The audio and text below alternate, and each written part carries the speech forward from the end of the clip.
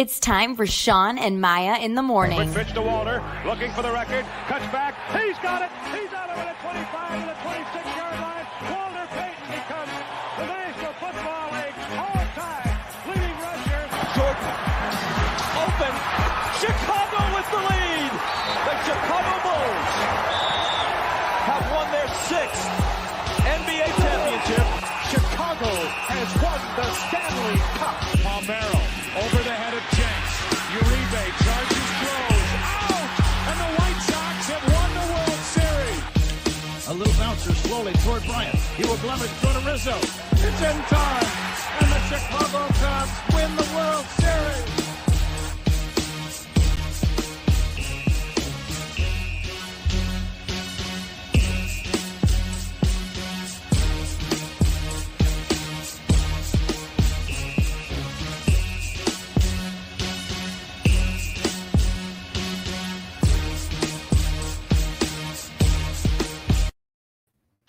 What up, what up, what up? Welcome to Shawn and Maya in the morning on this Hump Day edition. Guys, I'm your boy, the Superback Shawn Sierra. Thanks for tuning in. Now, if you're watching this on Facebook Live, well, then I guess you found us on Facebook. Now, if you're not following us on Facebook, what are you doing? What are you doing? Make sure you go to SportsZone Chicago and Shawn and Maya in the morning. Go to both pages, not one of them, both of them. Not both of them, both of them. Make sure you go to both of those pages, check them out, and make sure you like Shawn and Maya in the morning, and make sure you like SportsZone Chicago. Now, if you're watching this on our YouTube channel, excellent. In the words of C. Montgomery Burns, you know what? If you're not following us and you're not subscribed to our YouTube channel, what in God's name are you doing? Go right now. Go right now. Right now. Go right now. Go to YouTube. Type in SportsZone Chicago. Click boop. Subscribe. You like that. Boop boop. You like that. Okay, subscribe to SportsZone Chicago. Not only will you get Shawn and Maya in the morning 3 days a week, but you will also get our 4 other live shows throughout the week, and you can check us out all the time. Obviously, they're all archives. You can go back and check out previous shows. Now, if you're watching this on the app, that's even more excellenter, and that's with my higher education learning. It's more excellenter. It's a word. It's an old phrase I just made up. Okay, and if you're not, wherever you get your apps from, do it. Okay. Google Play, iTunes, Amazon, Walmart, Sam's Club, Costco, wherever you get your apps from, okay? Go in, type in SportsZone Chicago, download it, take us with you on the go. And again, not only will you get Shawn and Maya in the morning, you're also going to get our 4 other live shows as well, in addition to a slew, and I said a slew of podcasts, all right? Awesome. Now, you can also tweet the show. You can tweet us at SM_mornings, or at SportsZone Shy, that's CHI, at SportsZone Shy. Now, if you want to follow me, just me, personally online, want to know what I did? Let me tell you what I did. Want to know what I did? Here's what I did. I made it nice and easy for you folks. Nice and easy. One handle for Facebook, Twitter, Instagram, Snapchat, the Snap all one handle at the Shawn Sierra. If you want to follow my lovely co-host, Maya Akai, you can follow her on Facebook and Twitter at the Sports Chica. If you want to follow her on Instagram because you do it just for the gram, you can just follow her at Maya_Akai. That's MAYA_AKAI. Now, I would be remiss if I didn't bring him out. Man, he is the man who makes everything run all smoothly and shit back. He is the man behind the curtain, the whiz. But I like to call him my Puerto Rican Swiss Army knife, Ivan Vargas. Ivan, what's up, Papa? What are you doing? You know what it is. I'm pacing myself. You know what it is. Hey, you know why I'm here. You know why I'm here. I'm telling you, hey, just wait till 10:30. I'm just gonna say that. Hey, good morning, everybody. First and foremost, how y'all doing? It's been a great day. Yesterday was great, dude. I got some yard work done. You did, okay. Stuff up, like I said, my worst nightmare came true.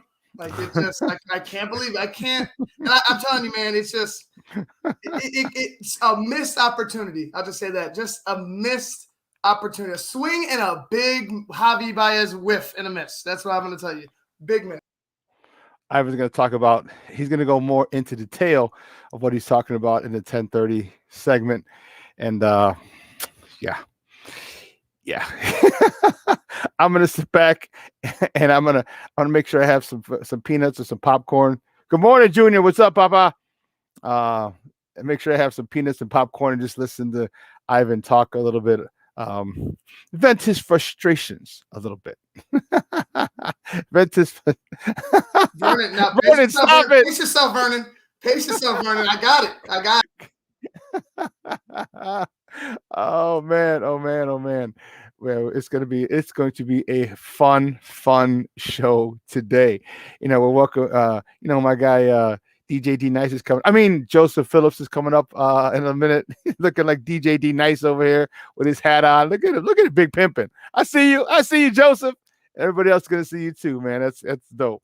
You're looking good, Papa. You funky fresh dress to impress, ready to party. Money in your pocket, down to move your body. To get inside, you spend the whole $10. Sorry, little MC Light for all you hip hop heads, real hip hop heads. Anyway, hey, listen, we have a great show, but we need you to get interactive with us today.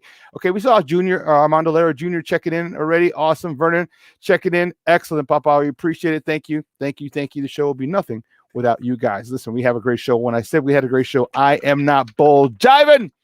10 o'clock, Vic Chokshi, my guy, Vic Chokshi, he's going to come in. He's from the BetQL app, the BetQL network.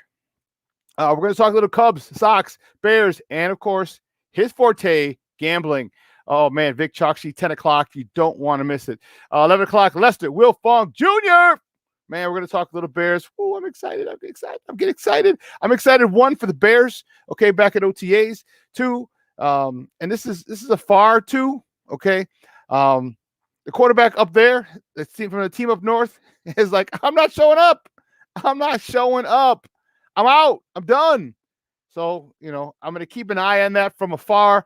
I'm more worried about my team, okay, but it's always nice to keep an eye out from what's going on up north, because that that impacts the north. What happens up there impacts the entire division. Okay, Marshawn, what's up, Papa? Thanks for tuning in. It impacts the entire NFC North, and it impacts the entire NFC. Let's be honest. So we're going to talk to Lester Wilfog Jr. about what's going on. Okay, up at Hallis Hall, 1920 Hallis Drive. Man, there's a lot going on, and we're gonna get caught up with Lester Wilfong Jr. Now, what a show! I'm telling you, I'm fired up, dude. I am fired the freak up. The weather's going to be in the mid 80s all week, hit 90s on the weekend. I might have to take a quick ride to Michigan on Saturday, man. I got to check my schedule, see what's going on, but that might be the move. I mean, get up at like 7 o'clock in the morning, 6 o'clock, 7 o'clock in the morning, drive over to Michigan, right around the lake, chill out over there for, a good part of the day. See, because here's the thing. There's more sunlight over there is in Michigan. You're like, what, Shawn? Okay, so if you go to Chicago, we're on the west side of the lake, correct? Okay, for all you non-geography majors. Sorry. So what happens is, and don't forget, there's buildings. So after like 3 o'clock, 2 o'clock, 3 o'clock, Armandito is watching. That's awesome. So after like 2 or 3 o'clock, the sun is behind the buildings. Okay, all the big buildings downtown. Now, if you're further south, if you're downtown by the playpen and stuff like that. But on the other side, if you're in Michigan, Michigan's on the east side of the lake. Okay, so what happens is once 11 o'clock, 12 o'clock comes, now you have the rest of the day, have the sun set, and you have a hell of a lot more sunlight, and you're in direct sun when you're on the Michigan side of the lake. So I'm gonna come back. I'm gonna come back maybe darker than Joseph, man. I'm hoping, pray I get darker than Joseph, boy. I love it, man. Summertime shy is here. # Bad Boy Summer, man. Woo-wee. I'm fired up. But listen, guys, you know how we do. The first segment of every show is called Top of the Morning. Just when you want it. Top of the morning to you. Top of the morning to you. Top of the morning to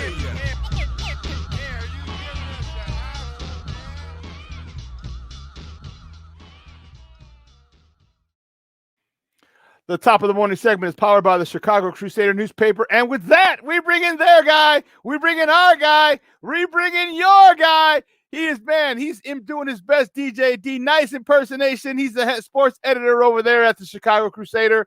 Man, I'm liking to have Big Pimpin'. Man, you can find this dude on Twitter at ACA Joe. Let's bring him out. Joseph Phillips. Joseph, what's up, Papa? What's up, Papa? God bless. Give me a quick mix real quick. Give me a quick mix. I got a quick mix. I got a quick hit for you. Reporting live from the bowels of the University of Chicago. Now born 6/9/2021. My baby boy, Theo John Phillips at 2:10 a.m.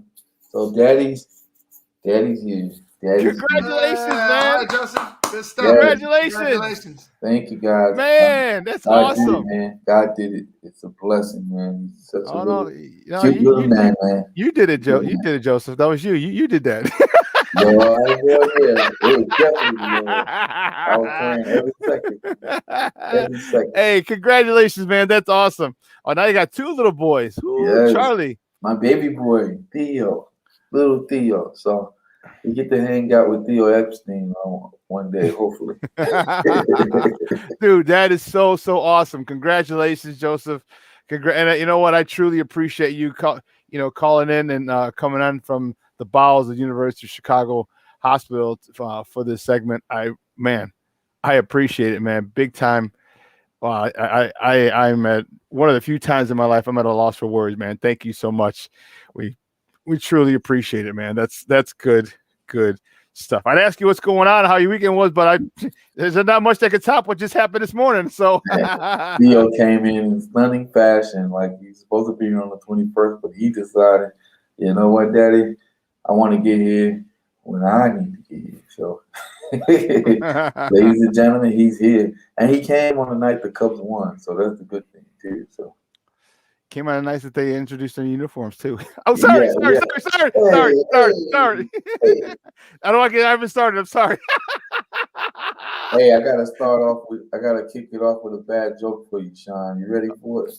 I'm ready. I'm sitting down. If I make you laugh, that's 1 point for me. If you don't laugh, that's 1 point for you. Are you ready? I'm ready. Okay, here we go. What did the weatherman name his son? Joseph, what did the weatherman name his son? Sonny! Woo! You got it, baby. You got it. Oh, wow. We got to take a quick commercial break right about now. Cheeseburger. No fry, no cook. Chips, no fries. Yeah, let's just say that's 1 point for me because that's okay. I tried it on my third graders, but it didn't work. It didn't. So now I'm insulted. So wait a minute. So you tried it on third graders. They didn't laugh. Like, but Shawn's gonna laugh because he'll get a kick out of it. Third graders won't. That's those dad jokes, man. Come on now. You know those dad jokes, man. Come on. Oh boy! And you know what? Now that you got two boys, you're gonna have to double up on your dad jokes. Oh Lord, help these boys. They're gonna be looking like, Dad, really? My son, my 11-year-old, was going for it. He was just like, Dad, come on now. Come on. I gotta get back to e-learning, Dad. Come on. I gotta get back to something. Don't call me wasting my time, Dad. What's up? Oh, that's awesome. Hey man, well, let's get right to it, man. Top of the morning topic. We have a lot of them, but let's get it started. Yeah, the White Sox, baby. My White Sox. Woo, Charlie. My White Sox beat the Toronto Blue Jays yesterday 6-1. Carlos Rodon did not get the win. He got the no decision, but he had one hell of a game. 5 innings pitched, 6 hits, 1 run earned on a home run, 2 walks, 8 Ks. But I'll tell you what, this is a team in the Blue Jays that is in the top 3 or 4 statistically of all the major offensive categories in the American League, and to hold them to 1 run. He got in a couple jams, and he got his ass out of them. And let me tell you something. Ethan Katz is the man. He's the new pitching coach. We saw this happen to Dylan Cease yesterday or a couple of days ago, where Dylan Cease got into a couple of jams, and we know Dylan Cease in the previous 2 years, he would have folded. But Dylan Cease got himself into a couple of jams, and he got out of those jams unscathed. Carlos Rodon, same thing. Got into a jam with one of the most powerful, one of the most potent lineups in the American League, and got out of it almost unscathed. He only gave up one run, and I'll tell you what, this was a test. I know we've been beating up on the Tigers, we've been beating up on the Twins, and beating up on the AL Central because they're in our division. We play them a lot, but it's good to step out of your division, Joseph. It's great to step out of your division against a team like the Yankees, who swept us, and a team like the Toronto Blue Jays, who are in the pennant race, in the race for the East, who have a phenomenal potent lineup, and do what we did to them yesterday. That is correct, and there's no better team to do it against than one of the up-and-coming lineups in the Toronto Blue Jays, especially with a young Vlad Guerrero Jr. Out there, putting up the numbers the way he is. I think Dante Bichette's boy plays for them, Bo Bichette. Is that correct? Yep, Bo. Yep. Yeah, Bo. So, they're loaded from top to bottom. And I just have to say this, man. I mean, Carlos Rodon, man. He was almost a Cub in the offseason. And then you guys got jealous at the minute, man. Back home, hey, put your coat on. You're coming home with us. So at the end of the day, Rodon has proven his worth. He's been probably, I would have to say, he's probably one of the pitching MVPs for the White Sox this season. He's been the most, I wouldn't say most consistent, but I would say he's probably been one of the most productive pitchers out of the staff this season, as far as just, playing pretty much pitching flawless baseball. So shout out to Carlos. I hope he continues to do what he do. And White Sox win. Big time win yesterday, and I was very impressed. You mentioned it. They got some ballers up in Toronto, boy. Let's keep it real. Marcus Semien, former Chicago White Sox, who went to the A's and kind of grew up with the A's, in the A's system. So he's a well above average second baseman now. It was sad to see him leave at the time, but it wasn't right for us at that particular point. Then Bo Bichette, then Vlad Guerrero Jr. You talk about some guy. They have some pop, a lot of pop in that lineup. Their catcher Adams, he made his major league debut yesterday. He got a base hit. This one went off the wall, dude. It actually was a double. This one was off the wall, and I'll tell you what, he has a lot of pop, man. And I'll tell you, I'm liking what Toronto's doing. And plus it's a good test for us, as I talked about. Take a step up in class every once in a while. Stop beating up on the same people, and we have to beat up on them. They're in our division. Yeah. Okay, but when you do step out and you get it was like a playoff atmosphere yesterday, Joseph. It was really, really one to behold, and I watched it on TV at home, and I felt the playoff intensity at home. Yeah, and I think the crowd are starting to feed. I think they'll be at full capacity this week. Is that correct? Yep. Yes, you are. Yeah. So hey, you guys are peaking pretty much at the right time, and I don't see anybody that can stop you guys in your division, maybe other than the Cleveland. But outside the division, it's good to get those type of wins. And like I said, the Sox are making the name for themselves, and they can continue this type of baseball. They'll definitely be playing in the hunt for October. Hopefully. From your lips to God's ears. That's all I'm saying. From your lips to God's ears, man. And if we can, I anticipate we're going to get to the playoffs. I really do. And just how far we go is going to be the issue. Okay. We got some people hopefully coming back toward the end of the season. And if not, people who have been stepping up to this point are going to have to continue to step up, and they're going to have to continue to show up in key moments. And that's the one thing about this team, Joseph, that I am in love with, is that it's not always just Abreu. It's not always just Tim Anderson. Okay, there's a lot of other young guys who are trying to make the squad and stay here, and even guys who realize they're here for a short period of time. Okay, who are contributing. We're talking the Jack Lambs. We're talking the Andrew Vaughns. We're talking, even the Billy Hamiltons. Although right now he's on the IL. Like, all these guys are making big contributions, and Vaughn's going to be here long term, okay? And let me just tell you something about Vaughn. That is a true Mickey Ficky professional hitter, okay? I didn't give him enough props because there was a lot of talk about him. He's a hitter. He's a true hitter. He's gonna be a pro. He's a professional hitter. He's this. He's that. And I'm like, okay. Let's just wait and see. Get him in. He got in high A ball, and then because of the pandemic last year, he didn't play in Double A. He didn't play in Triple A. He came up a little here last year, and this year, this dude is raking. He is definitely Jose Abreu's heir apparent. He's versatile, which is awesome. He can play left field. He can play first base. Obviously, he can DH. Dude, this dude is a real, legit. He's the real deal Holyfield when it comes to being a hitter. And it's been a perfect storm for you guys. Like, remember I was talking about the 2016 Cubs and how you guys are more loaded than that squad. In addition to that, I think one prospect we didn't hit on was Brett Jackson. You guys are hitting on all prospects. And Vaughn is one of those prospects that will be producing for a long time. But as you know, with every surplus, there's a possibility you guys can make some trades, and bring in an elite, probably another elite bat or another elite closer. And hey, we open the dealing because hopefully we can be buyers at the end of the day, other than sellers. Other than how good he's been in the outfield, I don't think. Excuse me, at the plate, I don't think you could imagine him being this good in the outfield. You know what I'm talking about? And at this point, I don't think Eloy sees a lot. I don't think he sees the field again. If you have a guy like that who not only can contribute with the bat, but plays very good, above average defense, I think Andrew Vaughn to this point has showed us. Eloy, grab a stick. Grab a stick. Get in the cage. Eloy, get in the cage. Send him back to the coach. No. Let's not get silly. Okay. Apparently, you've been up all night with so you're obviously delirious, or you're taking some of the meds that they got in one of the closets, because we ain't sending his ass back to you guys. No way.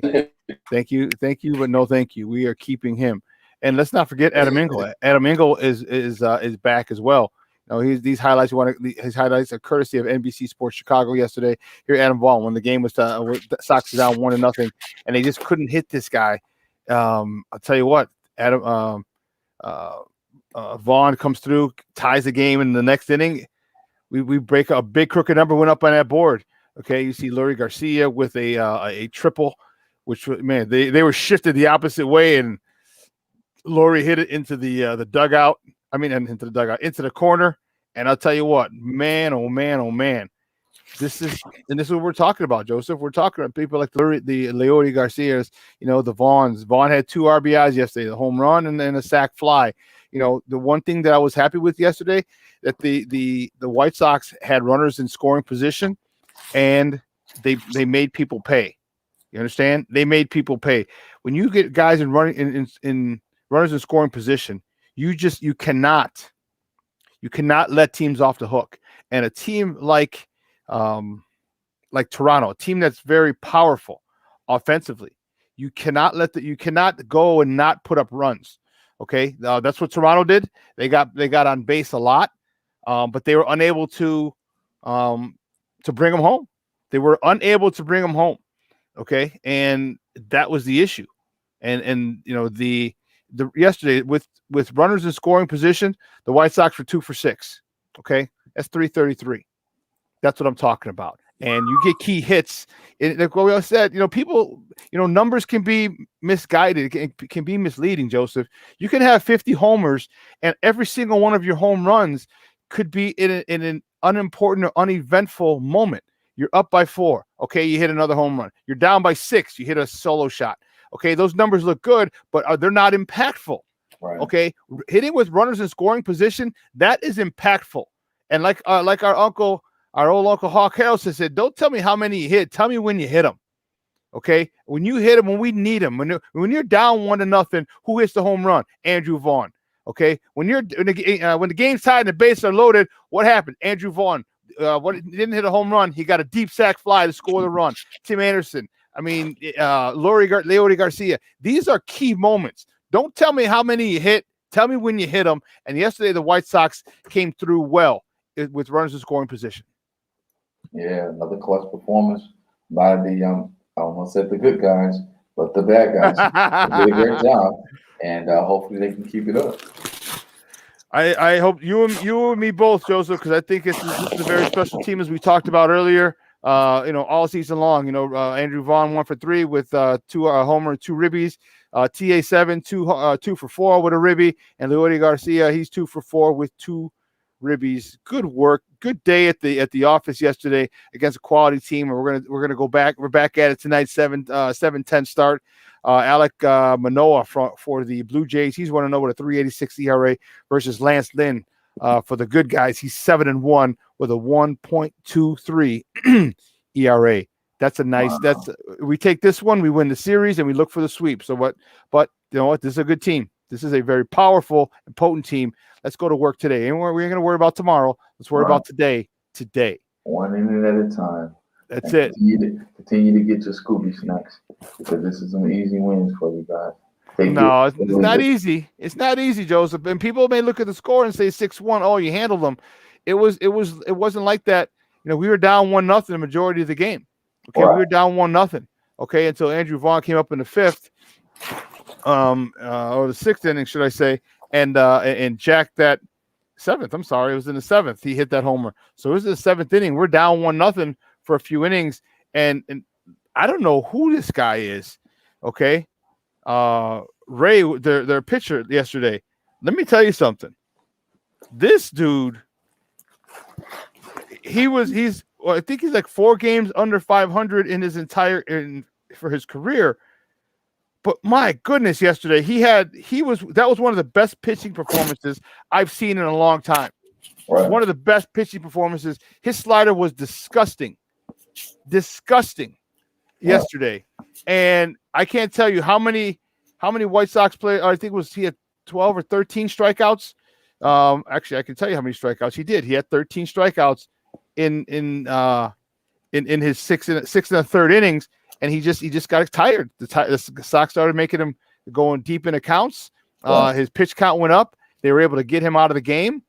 And you know what? Well, actually, Vaughn's the guy who got it started with a homer off of him. But then, the next inning, we got to him. But that's the one thing about this White Sox, man. They wear people down. Right. What I mean by, and there you go, you just hit it on the head. What I mean by easy win is that they can't match our depth, And most teams in the American League, I don't think they can match your depth. I know they can compete with you, but the depth that you guys have, like I said, an embarrassment of riches, up and down that lineup. You don't know who you're pitching to. You see what I mean? So yeah, you may get away with everything from the 1st to the 6th inning, but after they sing you 2 or 3 times, or 3 or 4 times, somebody's gonna make a mistake down the middle, and boom, there goes the dynamite. Mr. Vaughn comes through in the clutch, and the words of Hawk Harris, you can put it on the board. Yet. And we did. I'll tell you what, it was great. It was touch and go. It was very tense yesterday. I was watching the game, and that game, you talk about a pitcher's duel. That was a pitcher's duel. There was only 1 run given up until the bottom of the 7th. That was one hell of a matchup, and that was just a gopher ball. It's like, oh damn, and that was it. And one pitch, 1 hit, that's it. And everybody else was locked down. Carl, and let's not get it twisted. I told you, Carlos Rodon, he had 8 strikeouts as well. So 21 strikeouts between the 2 starting pitchers. That is a pitcher's duel to the T. It was a great game, and the Sox came out on top yesterday, and we're going to look forward to trying to take this one again today. Well, listen, we got to take a quick break, Joseph, and on the other side, people, we're going to have more top of the morning topics, so don't go anywhere, folks. Keep it locked right here. Shawn and Maya in the morning on SportsZone Chicago. AutomotiveMap.com presents the Sports Flash on the spot.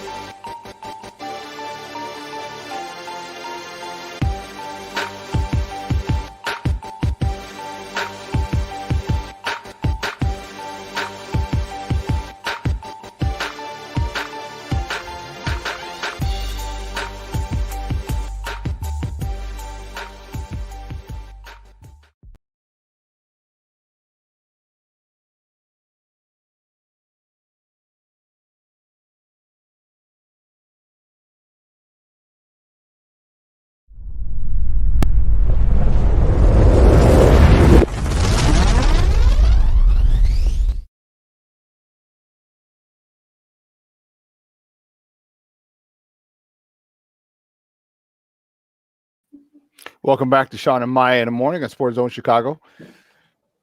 We're smack dab in the middle of our top of the morning segment. I'm sitting here with Joseph Phillips. He's the sports director over at the Chicago Crusader newspaper. And our top of the morning segment is powered by the Chicago Crusader newspaper. And the next top of the morning topic, your Cubs, Ivan, Joseph. Your Cubs beat the Padres. Oh, dude, what is it? You've been handing out ass whoopings to the NL West, except as long as you're not the San Francisco Giants. But you've been handing out some ass.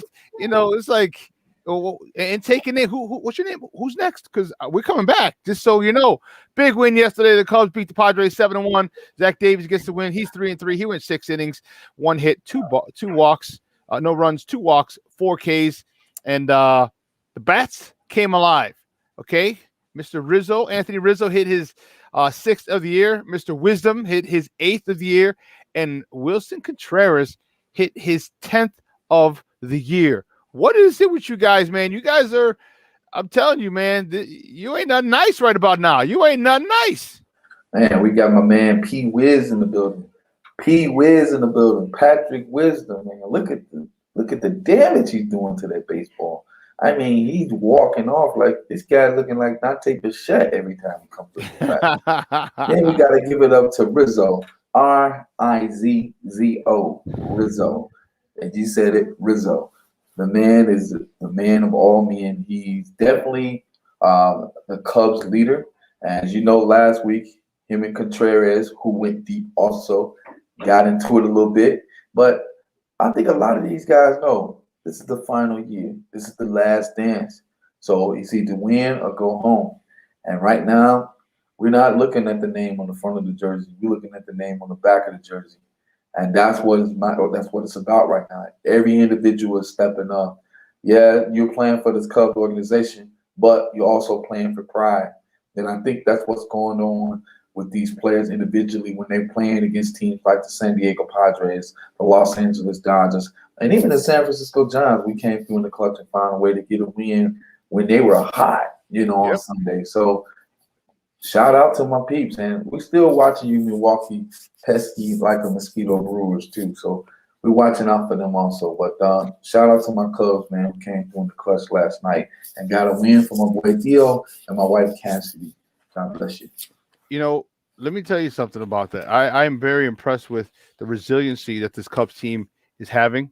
Although you guys are not in first anymore, but you're only a game behind the Milwaukee Brewers, which at this point it's nothing. It's no big deal at all. You guys are really just outdoing yourselves because there's not a lot of people, not a lot of Cub fans, not a lot of diehard true Cub fans expected you guys to be in first or second or back, jockeying back and forth at this, this stage. It's not even deep into the season, but they didn't expect you to be here now at all. And so the fact that they're there, Milwaukee's a good team. Okay, let's not get it twisted. Milwaukee's a good team, and Christian Yelich is back. He's healthy, and that was a huge issue for them last year. When you have an MVP who's not healthy, the team suffers. And you believe me, you know about that very well because Chris Bryant was not healthy for 2 years and the team suffered. So, Milwaukee's a good team. You guys are a good team.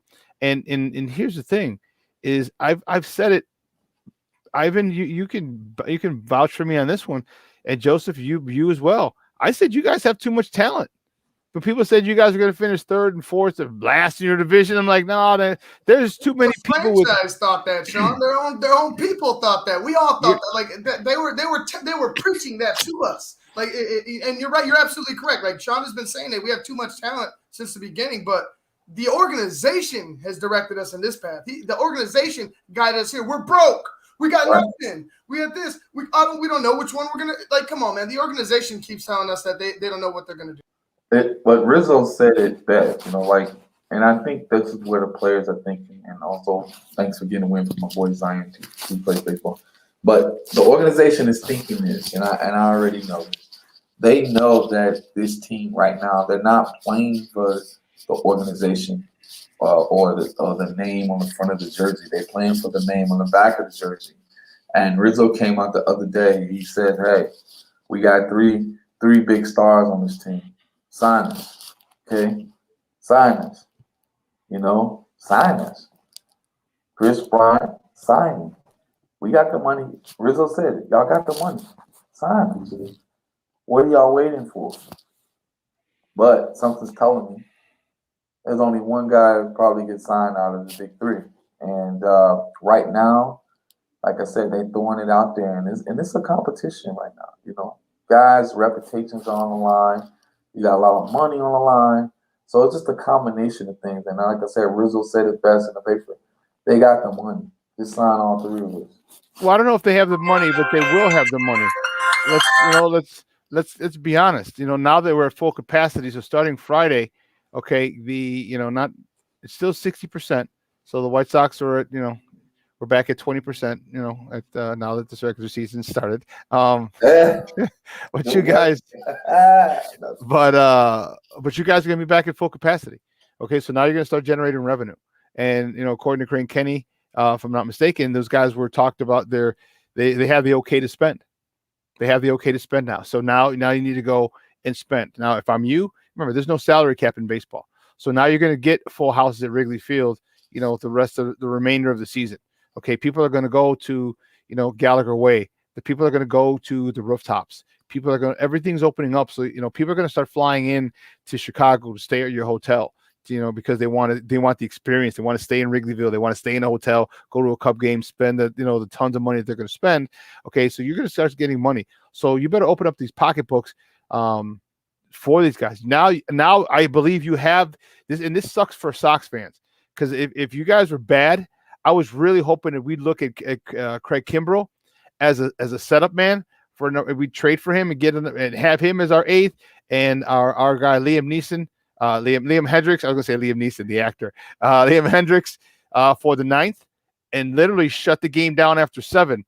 And now I doubt you're going to be sellers. I highly doubt you're going to be sellers. And for you guys, that's awesome, because that means you guys are doing what you're capable of doing. So we're going to find out, man. We're going to find out. We're going to have to go look for another setup guy. And I'll tell you what, that's why Garrett Crochet has been getting a lot of time on in that role. And Tony, and people talk about Tony La Russa and why are you keeping this guy? Why is he trotting this guy out there again and again and again? Because he wants to find out who he's got. And you got to understand, we're not making moves for June and July. We're making moves for August and September. We're seeing what we have. So, now we're gonna have to find another setup guy unless Crochet gets it together. If he does, now we can go look for an extra bat, or I don't even know what we need, truth be told, on the south side. But you guys are loaded. You guys are loaded, man. Yeah. You guys are loaded. That's how you know you're loaded, because you had a point like Shawn. Like, how many 2-liter pops do you need? Okay, how many 20 bags of chips do you need? You guys are loaded, man. I would say they overweight when it comes to having resources on the south side. Y'all don't need anything. Y'all just need guys to return to their regular play. Mm-hmm. Cubs, on the other hand, I can tell you, as we continue to monitor this scenario, if they fall like 4 or 5 games behind the Brewers, maybe we become sellers at the July 31st trade deadline. But I just don't see it happening. I don't see happening, Joseph. Right, but we're in El Central where I wouldn't say the competition isn't that strong, but it's for the taking, And if we can continue to play the way we play, put together good at bats, not going back into our bad habits. And by the way, Jason Hayward is back. No comments. And at the end of the day, if we can get some guys, these young guys to step up, man, it's going to be a beautiful thing to watch. Beautiful thing to watch. It will be. It's going to be. Let's move on. The next top of the morning topic, the Joker. Wait till they get a load of me. The Joker, Nikola Jokic, wins the NBA's MVP award. He becomes the 6th international player to win the award. He's actually also the lowest ever drafted player to win the award. He was drafted 41st, and he's the first center since Shaq back in 2000. We're talking 21 years to win it. And this dude had a phenomenal season. Wow. Shout out to the Joker. I got a chance to see him live and in person on what he did to the Bulls. I think he dropped like 38 points at the United Center. I mean, he came in and put on a show. So that was just one of many great performances this season by the big man himself, the Joker, who we could have had, but we traded him. Thanks to Gar Forman for a Doug McDermott pick. So, hey, that's how it goes. But AK, he had an eye for talent, and look how he's thriving. And hopefully, we can find a player like that as we continue to, the Chicago Bulls continue to try to emulate the Denver Nuggets. Yeah, I like it. I'm happy for him. This dude is he's a baller, man. And being the 6th international player just goes to show you how the NBA is really it's a global brand. Okay, we're talking Steve Nash, we're talking Hakeem, we're talking Dirk, we're talking Giannis. These guys are and they're all from different parts of the different corners of the world, and it's just a great thing to see, and the NBA loves it. It's great for them. It's great for marketing because now they can have little camps and everything, and they can draw talent from all over the world. So good for them. I'm happy for the NBA. Happy for the Joker. It's good to see a big man get it. I know he's a different type of big man. He's not the same type as a Shaq. He will step out and hit a three. He will hit the mid range, but still, it's still good to see a big man, a center. Right, he's more like an Arvydas Sabonis. Yeah, like Arvydas Sabonis, and he has that all around game. Where he can pass the ball, shoot the ball, and also dominate the low post and the 3-level score at that. The sad part about Arvydas Sabonis was that we got him at the end of his career. Us being the NBA, because his knees were bad. This dude, if he was one of the beginning of the European invasion, because this dude was so talented, and you hadn't seen a big man like that who can shoot, who can pass. You talk about pass like a point guard. Right. This 7-footer could pass like a point guard, dude. Right. And and people and his opponents weren't ready. You never saw. They hadn't seen anything like a big man who can handle the rock, a big man who can pass the way he could, big man who can shoot the way he could, a big man who can work down the low block. One total combination of a big man. They hadn't seen that before. So, he was one of the forefathers of that European invasion, and he's just another person from overseas who's thriving and really taking advantage of his skills and the new way that the NBA is playing. And his team is doing well, and he's the best player on a playoff team. That you got to go with it. Right, and he, like I say, he has the skills of a Russian hockey player. A lot of Russian hockey players came over to the pros and they just dominated. And it's the same way with Arvydas Sabonis. Even though he was 0-8, but he had a career prior to playing in the NBA where he dominated overseas in Europe. In addition to guys like Oscar Schmidt, who never came to the NBA because he was so good overseas. So that's one of those things. Remember, I was telling you about folks questioning Tony Kukoc going to the Hall of Fame. I said, guess what? They came from the European ghettos too, and those guys can play basketball. And just like we come from the ghettos in America to play well, they came from the European ghettos to play well. And shout out to those guys who continue to succeed, guys like the Joker, guys like Luka Doncic, guys that can continue to play at a high level and do it consistently with excellence. And people don't forget, Joseph. You brought a great point. You talk about ghettos, and some are ghettos, but some are just war-torn countries. Mm-hmm. You talk about worse than ghettos because you don't understand. Like, yes, they're the ghettos in the States are not. It's unfortunate that they exist, but we're talking war-torn countries, and we're not talking about drive-bys and people getting shot at the corner store. We're talking about bombs being dropped. Okay, we're talking about buildings being leveled. We're talking about families being destroyed. In certain countries, and it was a big deal. Remember when Bosnia and Herzegovina split up, and it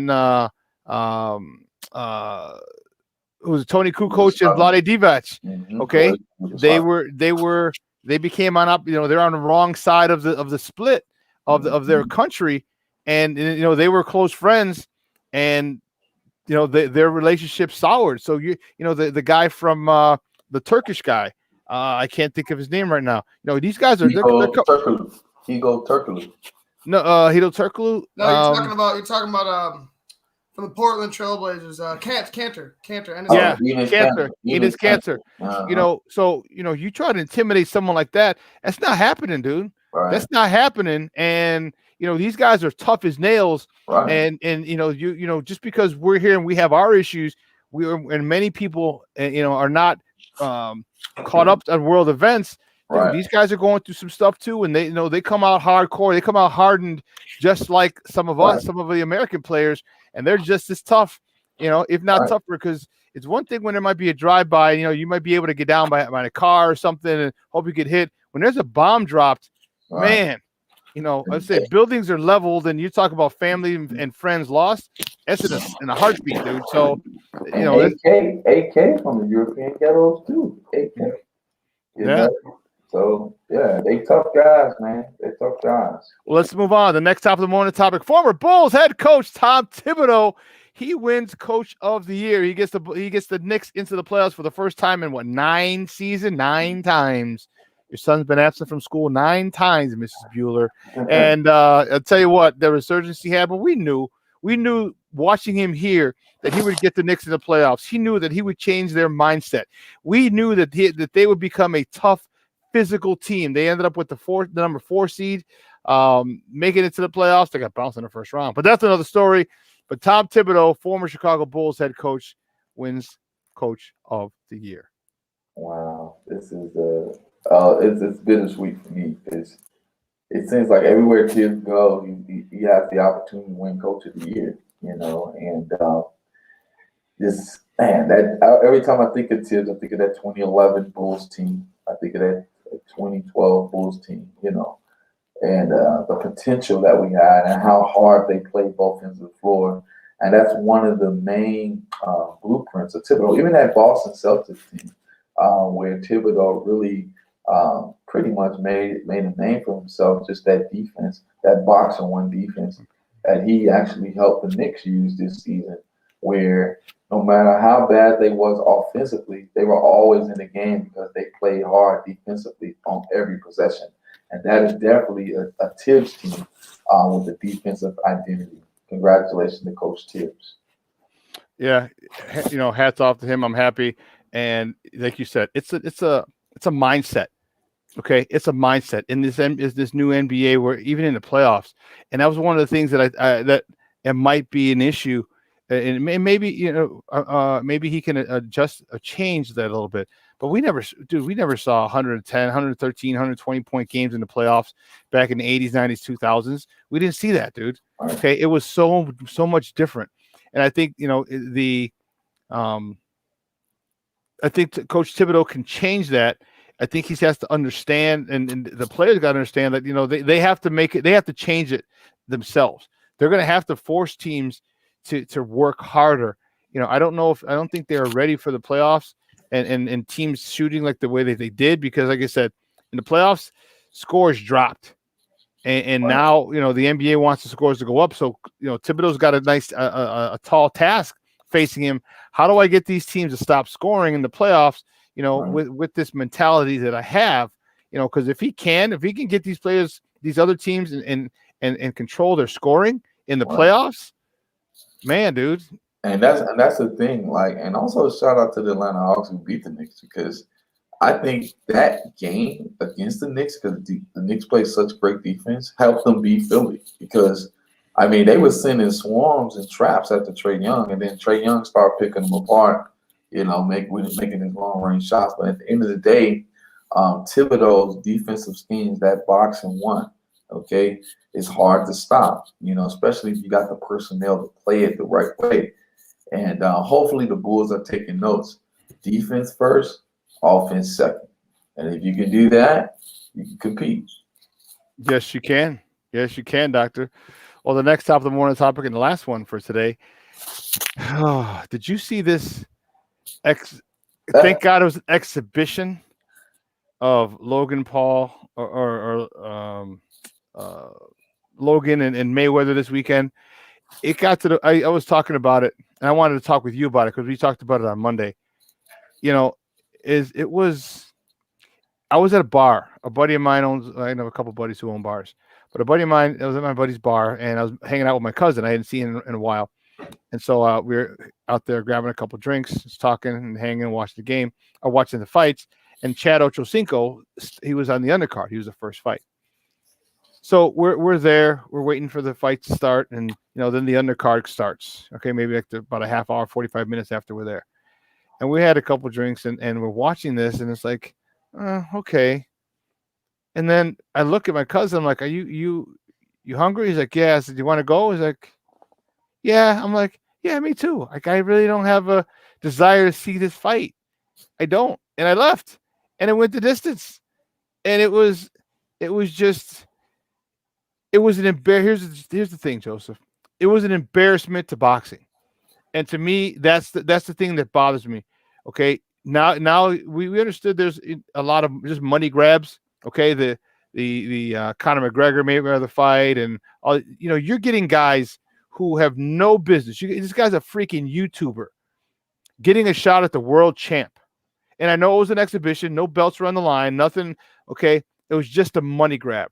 To me, that's an embarrassment to the sport of boxing. And if I were involved in the sport of boxing a lot more, or if I one of the people who are, I'd be embarrassed. Yeah, that's it, like I said, I didn't even know if they were fighting on Saturday or Sunday. I was looking it up. I was like, is the fight on Saturday? Did the fight happen already? And then I go to YouTube and I was like, oh, fight actually happened. Oh, the fight is actually over. Then there's all these bootleg forms of the fight on YouTube. And I'm just like, you know what? This looks like this was a waste of time. You wasted everybody's time with this, even though Floyd outboxed him, at the end of the day. But come on, guys, put your egos away for a minute. Even though you put those money bags up, but put your egos away for 1 minute and save the fans some time. Save the fans some time, because at the end of the day, I don't think it was worth our time watching something that disastrous. And who are these Paul brothers? Like, where did they come from? This is like some old school MTV Rock and Jock stuff. Like Crows versus Joe stuff. I'm tired of watching. Ain't that the truth, dude? I have no idea. They're they're YouTubers. They talk a lot of ish, and they got a big followings, and it was just a total embarrassment in my estimation. I just don't. You got guys who are actual boxers, who are scrapping their way to try and get something. Heck, you had our guy Kendall Gill, who comes on the show. He's been boxing for years. He's had quite a couple of professional fights. He's been calling out these guys because he knows they're a joke. He understands, like, you guys you're a joke. Maybe Jason, you know what? We will have to get Montel on here and talk about the state of boxing. You're right. It is. It's a, when you just get guys off the street who have no business fighting a world champion, all just for a payday, and then just so it's not even, it's just an exhibition. There's no wins. There's no loss. There's no belts are on the line. You know what I mean? That to me, it's just so bothersome. Like that hits the wrong way for me. It does. Yeah, it hits below the belt. Bing, bing. All right. I see what you did there. Yeah. I think he's gonna laugh at one of those two. But anyway. So yeah, I don't know. Hopefully, I hope my guy Kendall gets to fight one of the Paul brothers.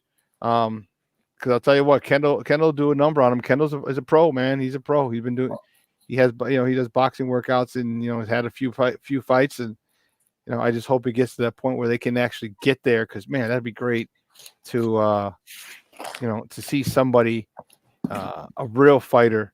Because the thing about Floyd Mayweather, Floyd doesn't knock you out. Like Floyd's a boxer. See, people don't get it, and a lot of people don't like Floyd's style. Okay, but Floyd, that's the essence of boxing. The essence of boxing is not to knock people out and stand there and take punches. The essence of boxing is not to get hit. Right. It's not to get hit, but win by points. Okay, so he'll duck, bing, bing, get you one or two. Nothing to really rock you or rattle you, but those are points. He'll get you with a quick 2-piece, bing, bing, and then running around the ring and get you chasing him, and blocking all your stuff. And he sees another opening, bing, bing, another 2-piece, and those are points adding up, bing, bing, and there you go. There's another point. You know what I mean? And you end up losing by points, and you're like, I could have killed this guy, I could have destroyed him, but you didn't because of the way he boxes. Boxer. Yeah, right. He's a technical boxer. That's Yep. it. See, this is the thing, man. When it comes to the sport of boxing, once the championship left America, it went downhill. Okay. Now, a lot of these belts are all over the place, but Floyd was like that last guy who pretty much was like that big name, And now that he's gone, it's becoming a whole bunch of gimmicks. You know what I mean? Oh yeah. A whole bunch of gimmicks, and nobody wants to see that. I'm glad that making his money at the end of the day, but stay off of YouTube. Don't be arguing with YouTubers, man. It's not worth it, man. You almost, how old is Floyd? 50-something years old? 40-something years old? It's not worth it, bro. Just save yourself, man. I think this fight in particular was well worth it for Floyd Mayweather Jr. You could hold up some bum for 8 rounds. You know what I mean? You could just dance around. Floyd, I was telling Shawn, Joseph, Floyd looked like Ricky Williams when he came back out of hiatus. You know what I mean? Yeah. You know what I'm saying? He looked all, it was like Floyd's just over here collecting money. Floyd is sparring. It was a sparring session. You paid money for a sparring session against a lackluster opponent at that. Yep. Yeah, that's enough. Like I said, Ali did it with Will Chamberlain. It was garbage. It's not worth it, man. Just stay in your lane and just continue to be good at what you do. Yeah. Hey Joseph, great stuff today, Papa. We appreciate it again. Congratulations on the birth of Theo, your second son. I hope mom and baby are doing well. Again, thank you for taking time out today and kind of a busy day for you.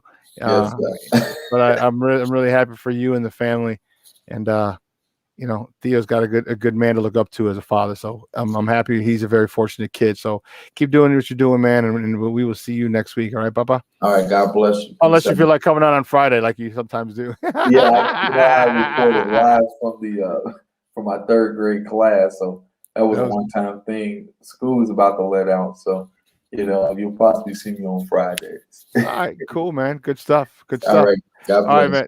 All right, now, guys, we got to take a quick break, and on the other side of the break, our guy Vic Chokshi, from the BetQL network is coming on. We're going to talk Sox. We're going to talk Cubs. We're going to talk Bears. We're going to talk gambling. We're going to talk a lot with our man Vic Chokshi. So don't go anywhere, folks. Keep it locked right here. Shawn and Maya in the morning on SportsZone Chicago.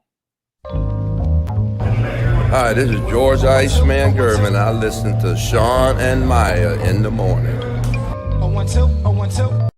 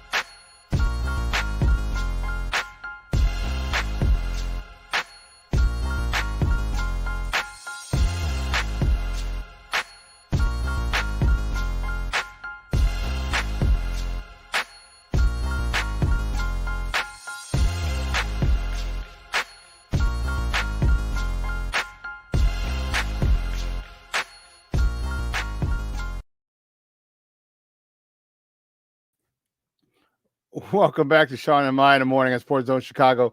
We just got done with our first segment, top of the morning segment with Joseph Phillips on Wednesday. Great stuff. Great stuff. But I'm happy to talk to my next guest. It's been a while. It's been a long time. He should have left you without some beats to step to. My man, he works for BetQL, and he's probably one of the best handicappers in the country. He's awesome. He works for the BetQL app. He is a good friend of the program, man. You can find him on Twitter at DocSquad33. Guys, just welcome back to Shawn and Maya. Vic Choxy. Vic, what's up, Papa? How are you? Good, man. Always a pleasure to jump on with you, brother. How you doing? I'm doing well, man. Talking sports, doing a little trading here and there. And, things are good, man. Things are good. Great to hear, bro. Let's do it. Let's chat, man. It's always I can talk to you for days, man, and hours. So it's always fun to jump into it with you. Yeah, man. So let's talk about our White Sox for a little bit. White Sox are looking good. No Eloy Jimenez, no Luis Robert, but you keep getting guys stepping up. Billy Hamilton stepped up for a while with them. He's on the IL right now, but Adamingo comes back and he takes a home run away from guy his first game back. He looks like the Kung Fu Panda, but Mercedes he's coming down to earth a little bit, but he carried us for a while. There's a lot of no-name guys on this team that have stepped up to fill in and kind of piece together the production that you would have got from Eloy and from Luis Robert. And the starting pitching on the White Sox has been second to none. Yep, it's impressive, man. So I'm a Cubs fan. So my entire life I grew up literally hating the Sox, which is I feel like when you're younger, there's always more beef, right? Like when you're older, you start to appreciate like both squads and like literally I like what they're doing on the South Side and the team that they've been putting together for the last few years, and it's really cool to see that it's all coming together. I remember coming to your studio a couple of years ago and we were talking about Rick Hahn and, all the pieces that he was putting together. And we were both like, just give it a year or two, this team's going to be there. And so it's really cool to finally see it all coming together, especially for Sox fans, right? And the organization as a whole. But like you said, man, a lot of different people have stepped up, and that's kind of the sign of a really good team, right? And that is why I think they're going to be there when it's all said and done. And it would be amazing to see like a Cubs Sox World Series, right? Yep. Some sports books have started to like put out odds for that, which is kind of cool as well. But yeah, man, the Sox are impressive. I really do think, hopefully, as long as the injury bug doesn't sting them, when they're full force, man, they got a legit chance to make it to the World Series this year. Well, don't sting them anymore because with Lou Bob and Eloy, but but that's the thing is like we have guys who step up. Like even if we lose, like Jake Lamb. Who the hell is Jake Lamb? Jake Lamb's a guy who came in, and contributed a game or two. Billy Hamilton, he's a journeyman. But you know what? He started getting hot. We know what he could do as far as defensively. We know what he's got for us because you guys are familiar with him. But, he can play a gold glove outfield. Then he started hitting. He steals bases. Okay, Andrew Vaughn. This guy's been talked about as being a pure hitter. And I just kind of took it for granted. Like, okay, relax, take it easy. Like this guy's going to be a stud. Like, okay, relax. How many other guys are going to be studs? And then he only gets to high A, and then the pandemic happens. So he doesn't go to AA. He doesn't go to AAA. He comes in and this year he starts hitting. I was like, oh my God, like this dude, the exit velo that this guy has is ridiculous. Like he might make it out, but he's tattooed. He's barreling up some baseballs. And I'm like, I'm a believer now. Wait till this guy gets another year or two under his belt. All these youngsters, it's awesome. But for me, it's the pitching. I'm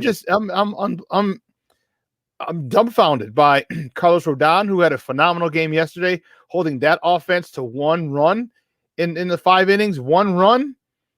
They're the top they're the top of the leaderboards in a lot of the offensive categories in the American League, and he holds them to one run. Got wiggled out of jams.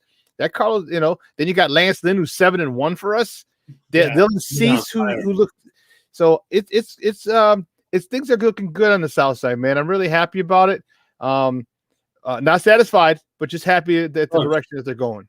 I mean, we don't want to jinx a lot of things, but there's a lot of shades of the 2016 Cubs in this squad, man. And so, again, that's something me and you talked about like 2 years ago, but we were like, Rick Hahn's really putting this thing together like Theo, and it was nice to see. I know a lot of fans were not happy because a lot of times you don't want to see your team go through that kind of complete rebuild. But when it all starts to come together like it's coming together this year, that's when you're starting to get like excited. Again, we're all fans, right? Like at the end of the day, you don't want to like jinx your squad. You don't want to do this or that, but it's nice to see.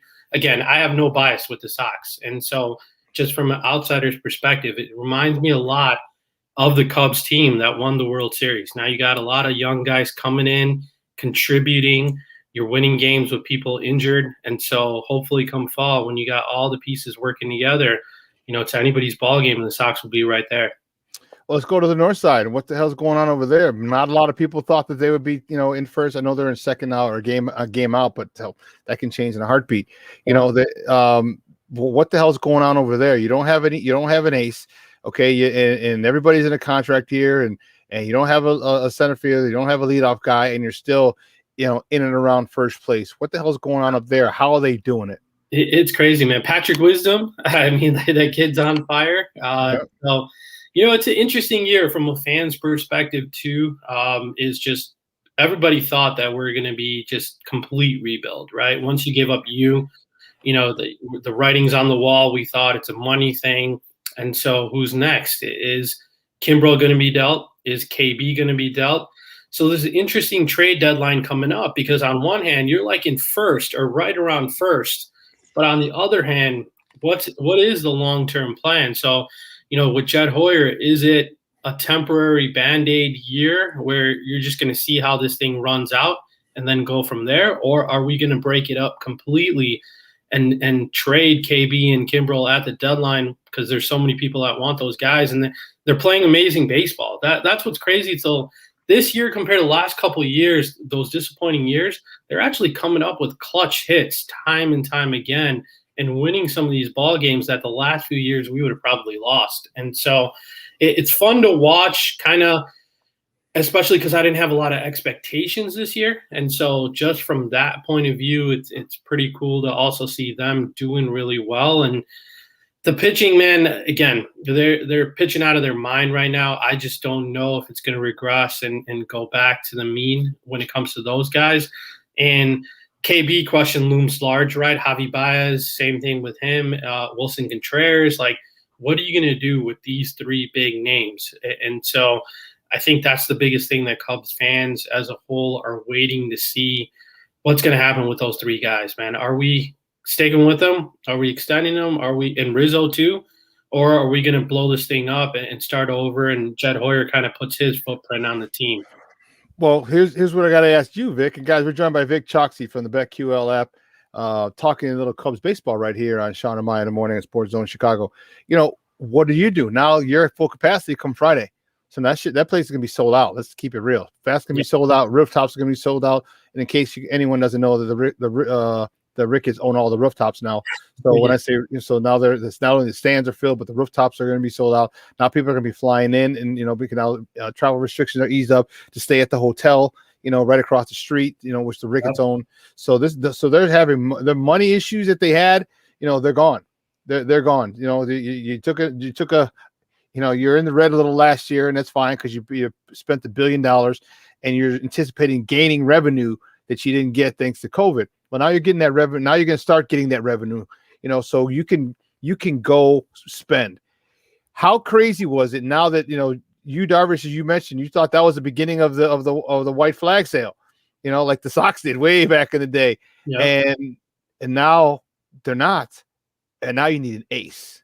Yep. That Yu Darvish trade kills me, man, because he's one of the best pitchers in baseball. And the whole money thing, again, as a fan, you don't want to hear like, oh, we don't have money. We're running short on money. Every list you ever see, the Cubs are in the top 5 of the most profitable teams in baseball. Mm-hmm. The Cubs make money regardless, because my whole life they stunk. And, you sold out Wrigleyville every single game.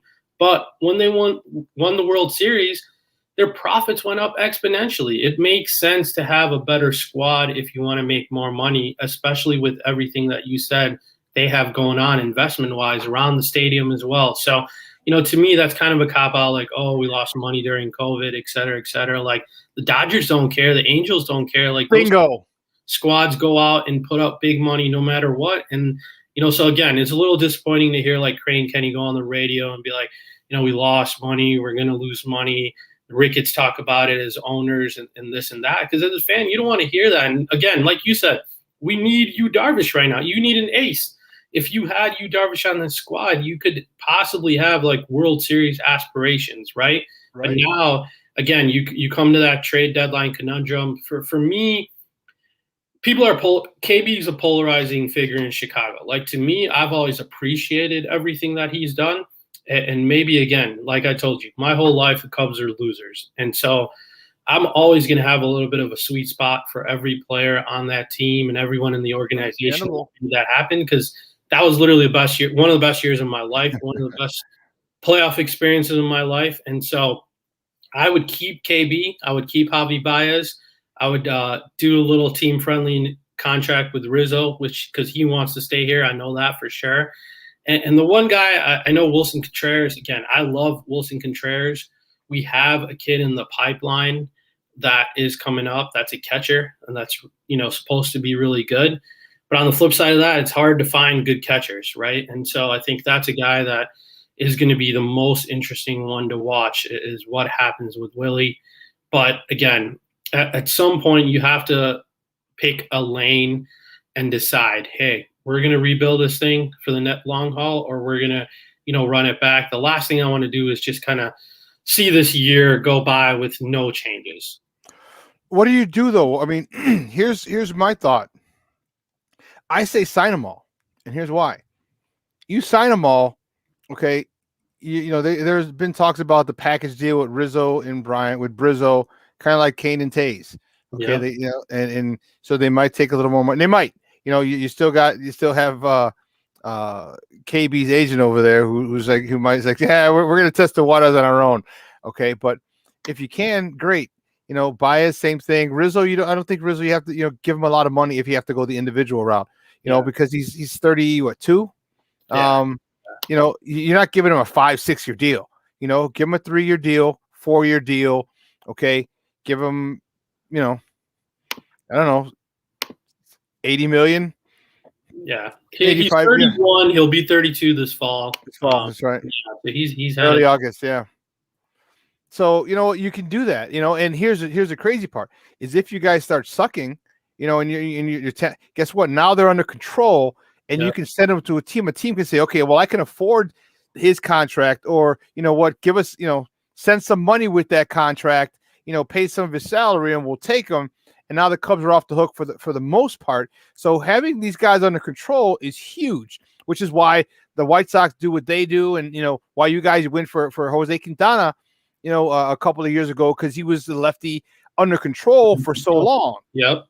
No, I agree with you. I think the biggest issue is, ownership, right? And again, that's why a lot of people say there's rumors that Theo left, right? Because he couldn't do what he wanted to do, sign who he wanted to sign. Yes, he made some bad trades and bad signings and gave up a lot of money. But on the flip side, he won a World Series and built this thing up from the scratch, right? And so, again, if it's a thing coming down from ownership where they're like, hey, we need to shed salary, there's nothing Jed's going to be able to do. As much as he wants to keep KB or Kimbrel, right? That's kind of the big question mark. And everything that they say in these interviews, to me, is kind of like posturing, but they've dropped hints. Like Crane Kenny this week was on the radio saying they're, losing money.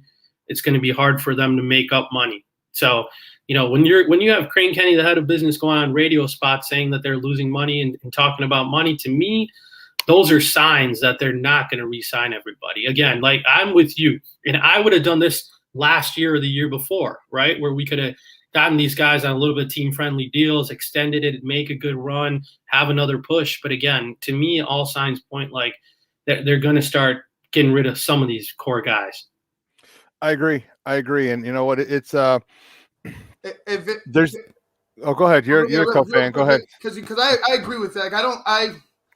I want them to sign them all, but I don't think they will, because look at where they've been kind of guiding the fan base. We're broke.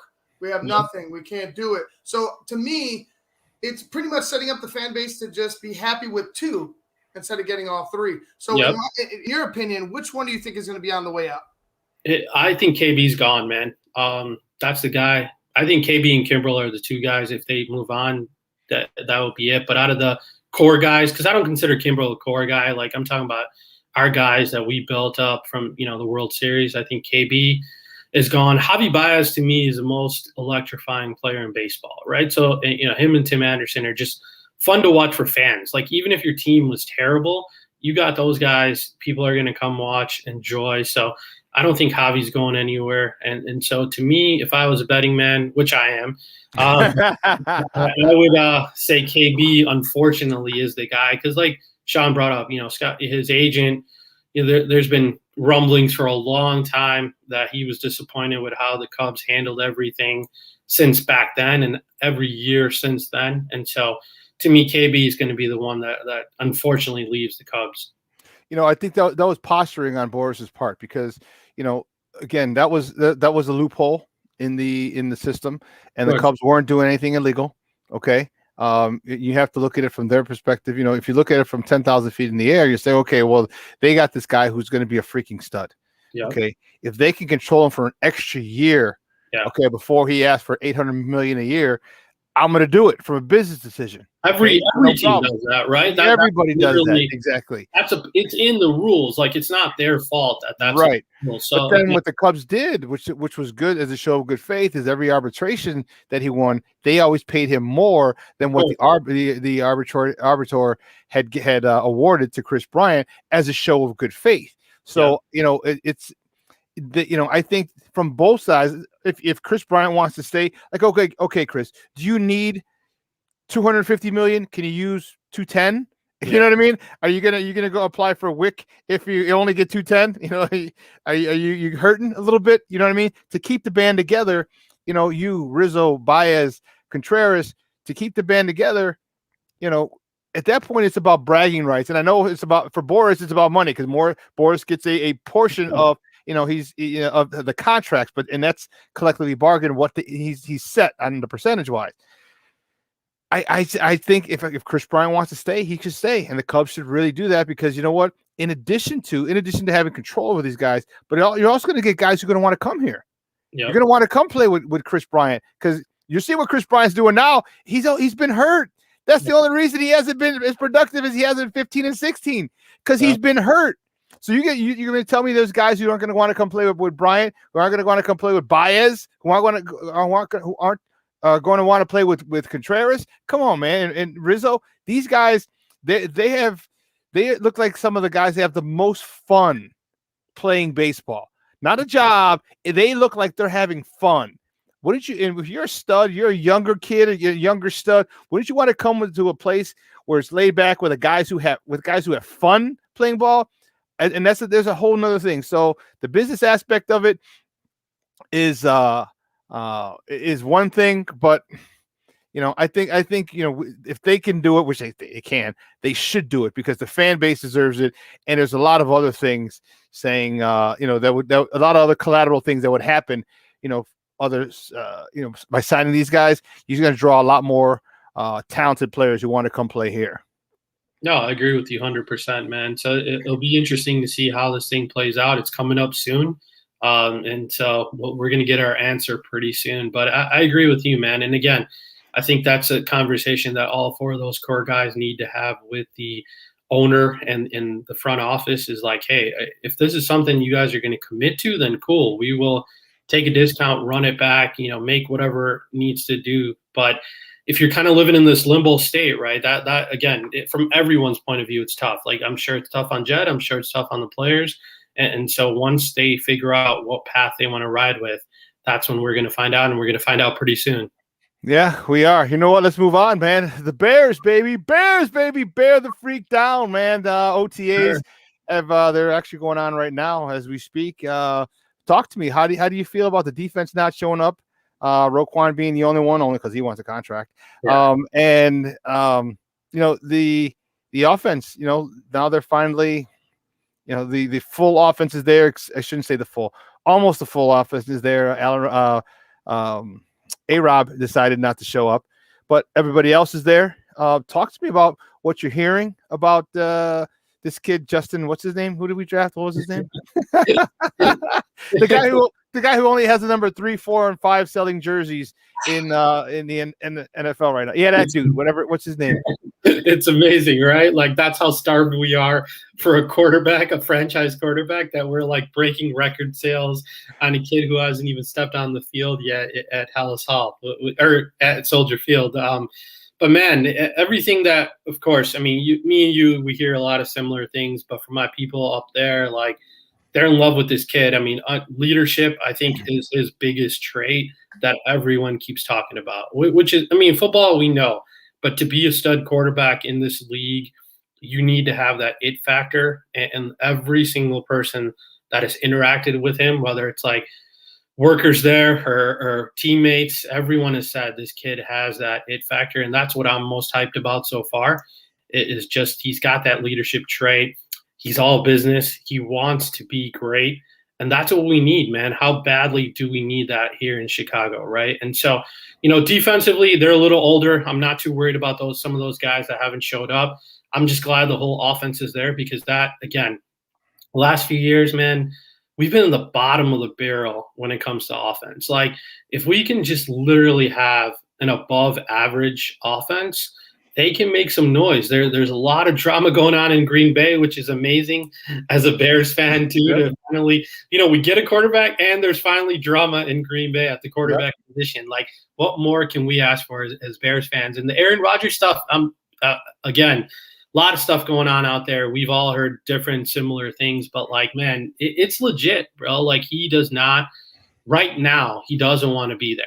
And so it's going to be interesting, because if he's gone, I mean, the Bears have a legit chance to win the division. We've owned the Vikings. We're 5-1 against them with Matt Nagy, and even Mitch used to, you know, light them up. And the Lions are in complete rebuild mode. You know, they're going to be legit. When haven't they been in complete? Ever since Barry Sanders left. I agree with you, but like, they played us pretty well the last few with Stafford. You know, they were doing well against the Bears at least. So they're going to be one of the 2 worst teams in football between them and the Texans. And so, if Jordan Love's the quarterback, they might go into a quick little rebuild mode themselves, right? They're going to try to get as many assets as they can for Aaron Rodgers and just throw Love out there. And so the Bears would have a legit chance to win the division. Now, their schedule is rough.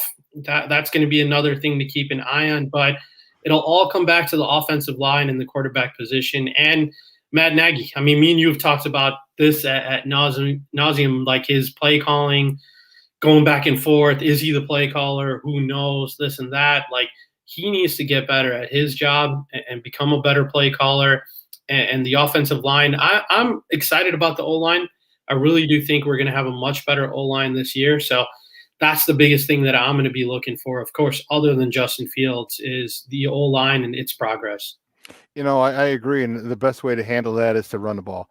You know, and you do that, and what happens is, you know, you don't have to worry about Tevin Jenkins, pass blocking, you know, whoever's back there, Dalton or Fields, because he's moving people, because now he's firing off the ball, and he's attacking.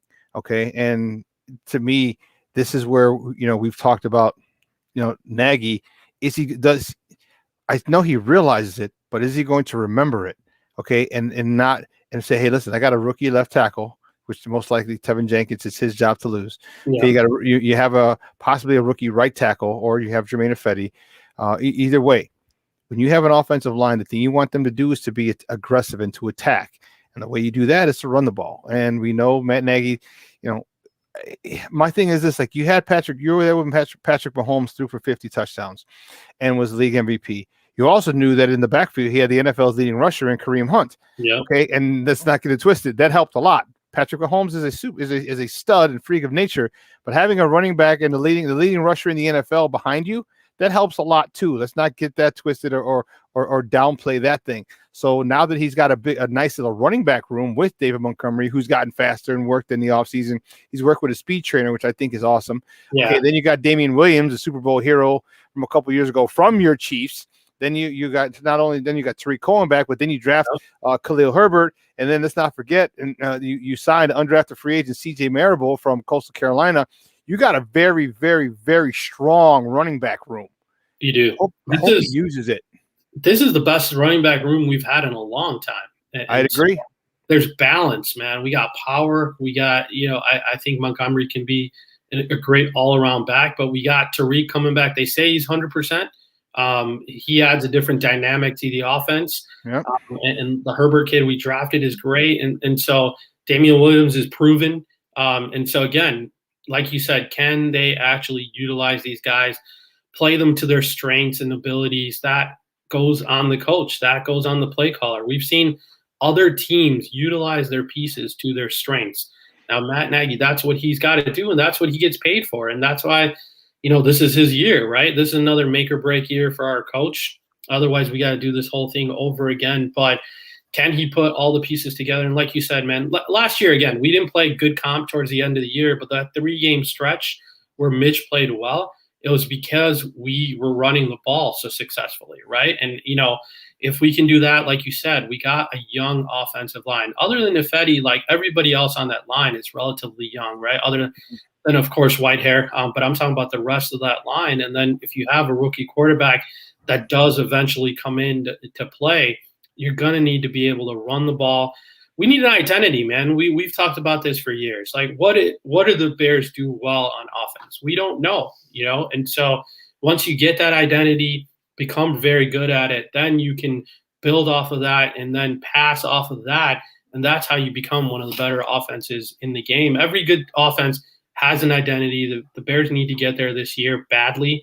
And so if we can just establish that, I think we'll be on track. We're definitely on path because now we have our stud quarterback that we're going to have for 5 years on a rookie deal. And this is the most optimum time to win a Super Bowl because you can divert resources elsewhere to spots of need because you know what his salary is going to be for the next 5 years. So here's where they need to go. And I hope Matt Nagy talked about self-scouting and do self-scouting. Well, I hope they do.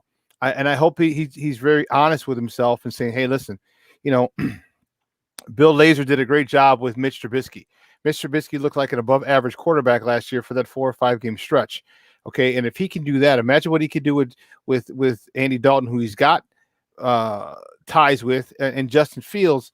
Okay, let me run the ball. Maybe I should take a piece because he already said he's calling plays, and that hurt me. That was a swift kick in the nuts, but maybe I should run the ball. And if he really takes if he's truly self-scouts, okay, then he's going to understand what worked, and he's gonna lean on that, and especially because of the young offensive lineman that he may have at the bookends, the 2 tackles might be rookies.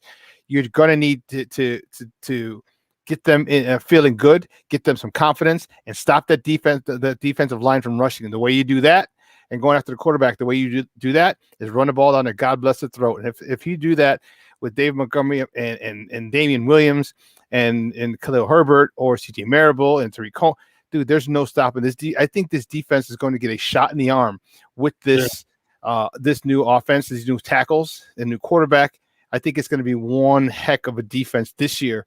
Talk to me real quick before we let you go about that front 7, because now you're moving. We get Eddie Goldman back, so now Bilal Nichols can go back to his 5 technique, not where he was very good. He wasn't a very good nose guard, but he's very good 5 technique. He's very good out at that defensive end, and now he's back to where he's good. Eddie Goldman's back to where he's good. Akeem Hicks should be back. It doesn't have to hold up that whole offensive line by himself. Give me your thoughts on this defense. What you think, how they're going to perform this year with new guy Shawn Desai as the defensive coordinator. I'm excited about the defense, man. You nailed one of the biggest reasons. Eddie Goldman, people don't understand how important he is, how he makes the rest of the dominoes kind of, fall. He's amazing at his position. He makes everyone around him better. People can play in their better spots and to their strengths when he's in the game. And when he's healthy, he's just a beast, man. And Khalil Mack, Robert Quinn, they say, again, who knows how much, but they were hurt last year. And supposedly they're both healthy now. And then Shawn Desai, I've had a chance to actually talk to him, which has been pretty cool. Very, very intelligent guy. He's going to bring back a lot of the things that we saw with the Vic Fangio Bears a couple of years ago that made us really successful. And so I am happy that we're going to be going that route when it comes to the overall defense. But again, he's a young guy and he's well experienced, but sometimes when you take over, that's going to be a big, big thing to watch this year. But overall, I'm like you, man. I'm optimistic about the defense. I really do think they're going to be a lot better than they were last year just because of Goldman. And then pass rush and secondary, right? Those are kind of our big things. Can Eddie Jackson bounce back? Like, he had an okay year. He had couple touchdowns called back because of flags, but that wasn't his best ball. We've seen Eddie Jackson ball. And so, can he come back? Can Shawn get him into a better position to be successful? And Robert Quinn, we need pass rush, man. That's the biggest thing. And so can he be healthy? Can he be effective?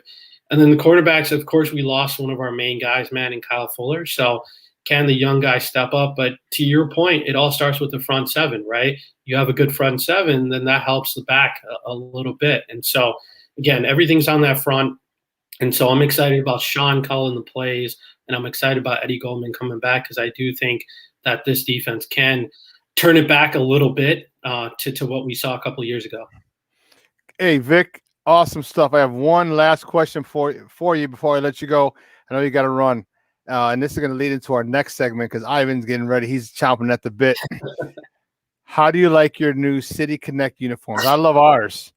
Yours are amazing, bro. If I was a Sox fan, I would have bought that day one. Ours are a little like I like the colors, but are we the Tampa Bay Rays? And I don't know. And Mariners. Mariners. The font is a little like weak. You know what I mean? Like it's just like bland, right? So. I'm not buying one. If I was a Sox fan, I would have ordered literally the minute they dropped because those are hot for sure. I'm heading down to Grandstand today afterwards, and I'm gonna pick mine up. I'm gonna pick up that and the hat because that shit is fire. Oh my god! And then when they had because you're wearing displaying them on Saturday, you're wearing them, and we wore them last Saturday, and I was working a concert.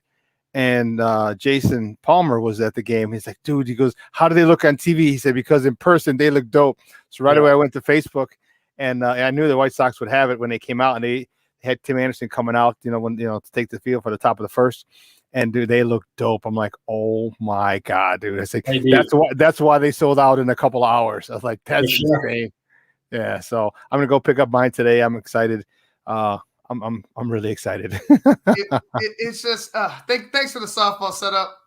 I'm just I'll wait. He's gonna come back with a rant after the break. I love it. Enjoy it. Hey Vic, great stuff. Do me a favor, let everyone know where they can find you and your work online. For sure. Thanks again for having me on at DocSquad33 on Twitter, at VicChoxy33 on Instagram. You can find my work at BetQL, We got some really cool stuff up there. If you like sports or you like gambling, that's the place to go. So always fun, man. I got to run, but we'll do it again soon, buddy. Sounds good, buddy. Thanks. I appreciate your time. Yeah. All righty. Guys, that's Vic Choxy from BetQL, man. It was interview went a little longer than anticipated. But man, like he said, we could talk sports. Like he could co-host this thing with me, dude, because we're just Vernon, yes. Yes, I played Harlan. Yes. Yes, Vernon. Yes, I played against Harlan. I know exactly what you're talking about. Give me the break. Hey, guys, you are not going to want to miss this. On the other side of the break, Ivan goes ham. Ivan is going ham. I'm going to go over there and grab some snacks on this break. Okay, I'm gonna grab some snacks in this break, and I'm just gonna be like Michael Jackson. I'm probably not even gonna be on screen, or I'm gonna be off to the side, and I'm gonna let Ivan talk to us about how he feels about those new Cub uniforms, the City Connect edition. You're not gonna want to miss this. Don't go anywhere, folks. Ivan on his rant on the other side of the break.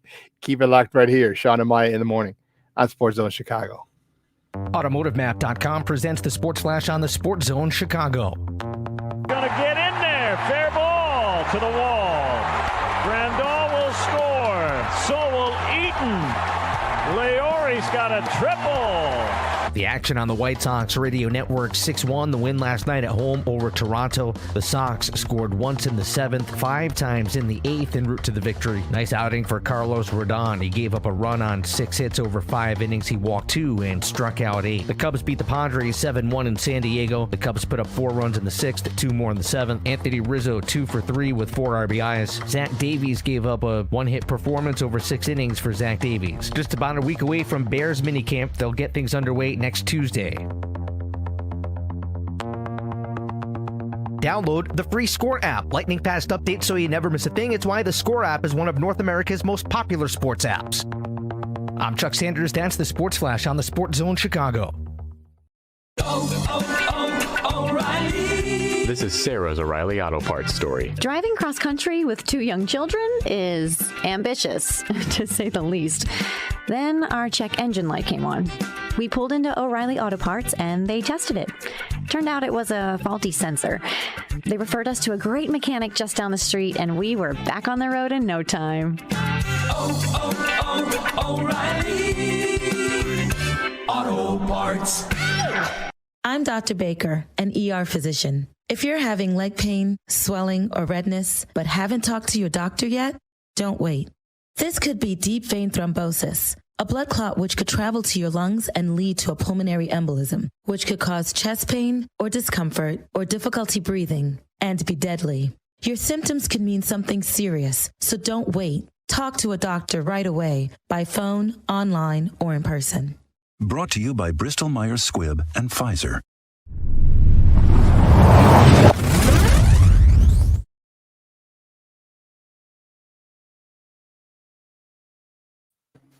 Welcome back to Shawn and Maya in the morning on SportsZone Chicago. We just got done with Vic Chokshi from the BetQL app talking. We talked a little bit. We talked Sox, we talked Cubs, we talked Bears. And let me tell you something. It was I love talking to Vic. I love talking to Vic because he's a lot of people, we bring on, they're specialized. Like I just cover Sox. I'm a big Sox fan. I just cover the Cubs, so they're diehard Cub fans. I just cover the Bears, Vic's one of those guys.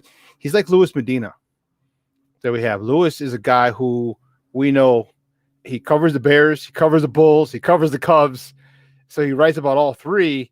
So it's always great to talk. We're able to talk multiple teams with him because he's so well versed. But I wanted Ivan to come on, and the Cubs revealed their new uniforms, their City Connect uniforms. The White Sox. They have revealed theirs a couple of weeks ago. They wore theirs last Saturday. Unfortunately, they lost that game, but they were on fire. Those uniforms sold out in a couple of hours. The Cubs got theirs released yesterday, and let's just say not a lot of people are happy about them. And we're going to bring actually Jason Palmer is with us. And I want to get his take before we let Ivan go to his thing. And Jason's wearing the new White Sox one. I think he did that on purpose. I wouldn't do that on purpose to my good friend Ivan. I was doing it because we needed a model for the show, and I happen to have one of the lovely Southside New City versions, and I got the I had to go with my guy TA, so I got the Anderson version. So I'm just here to kind of like the Democrats and the Republicans. I'm here to give the Southside response to Ivan's rant. Yeah, go ahead, Ivan. All right, man. Look, I've been called a hater. I've been called like a lot of things like I can't appreciate. We've been trying to find a way to like these jerseys from a lot of people. Been trying to find a way to like these jerseys. And right off the top, I think when they had those leaked editions of these jerseys, I was just disrespected. I felt like it was a slap in the face. I was like, what are these corporate Cubs doing? You're trying to sell Wrigleyville because you broke? Is that it? A simple response to Northside, Southside is to put Northside on your chest. Even when they were explaining it, it was like you have well, they were trying to bring in 77, all of 77 Chicago neighborhoods, but you put one on your chest. You know what I mean? You put one on your chest. The only Wrigleyville isn't even a neighborhood. And it's not, it's a barely a neighborhood. It's like a 3-block radius where white kids go ahead and get drunk that come in from the suburbs, pass out on the porch. You know, some guys from the hood come in, fights happen. Like Wrigleyville isn't like this awesome place at a certain time. In between Cubs games, maybe. But Wrigleyville gets really ugly really quick afterwards. And I feel like, man, you're talking about representing the city as a whole. What's better than North Side, South Side when it comes to the Crosstown Classic? And you just isolated a whole bunch of neighborhoods, you know, that are on the North Side. What about Avondale? What about Logan Square? What about, you know what I mean? Like, what about all those people? They don't live in Wrigleyville. This was a straight up corporate move to go ahead and sell jerseys, man. This is bullshit. I felt like the color scheme was off. I felt like you should have been. Jason had a great one. Baby blue. You go ahead and bring the baby blues back, add some red to that. I think you win. But this is just, I don't know. This is a FUBU jersey, Jason. it's you know. Jason. Like, did Joe have any say in this? You know what I mean? Did Joe have any say in this? What is going on with, like, who's running the marketing team up there? Because Wrigleyville, nobody outside of tourists are going to buy that jersey, and it's all marketing. It was all a marketing ploy. I'm not buying that jersey worth a damn. And Yasmani Grandal, his response, you know, you got Jock's Instagram. He posted a picture of him, Jason Hayward, and Javi, and he's thinking, you know, Wrigley ball. I'm like, okay, what is Wrigley ball? Has that ever been a thing? No, because somebody who just got here decided to make some BS up, and now you have a Wrigley ball type of theme he's trying to set up. Yasmani's response: what D3 school are you playing for, dog? Like, come on, man. These jerseys were not well thought out. These jerseys were straight up to market and sell Wrigleyville to get people, get an influx of money into that area because the Ricketts are over here crying broke. It's a bullshit move. I thought North Side versus South Side would have been beautiful for the Classic. So here's my thing. I'm going to start positive with you. You won with the hats. The hat is better than the White Sox hat. I like the Shy hat, but the Cubs hat with the C, you got one of the red stars, which represents the city of Chicago in there. That was great. And that's what they should have led with. That is what they should be pushing, are those hats. Those hats are dope. Okay. The jersey. Okay. So here's my thing, Ivan. I of course I'm a meathead Sox fan, but I look at this whole thing objectively. And when I saw the leaked version, I was like, oh, somebody messing around. That's not the real version of it. And then to come find out that was the real version of it, I was like, oh my God, what are they doing? For the same points you just said, it doesn't say North Side, it just says Wrigleyville, which means you basically gave the middle finger to everyone who lives in Lincoln Park, Rogers Park, Avondale, all the North Side neighborhoods. They just screwed over.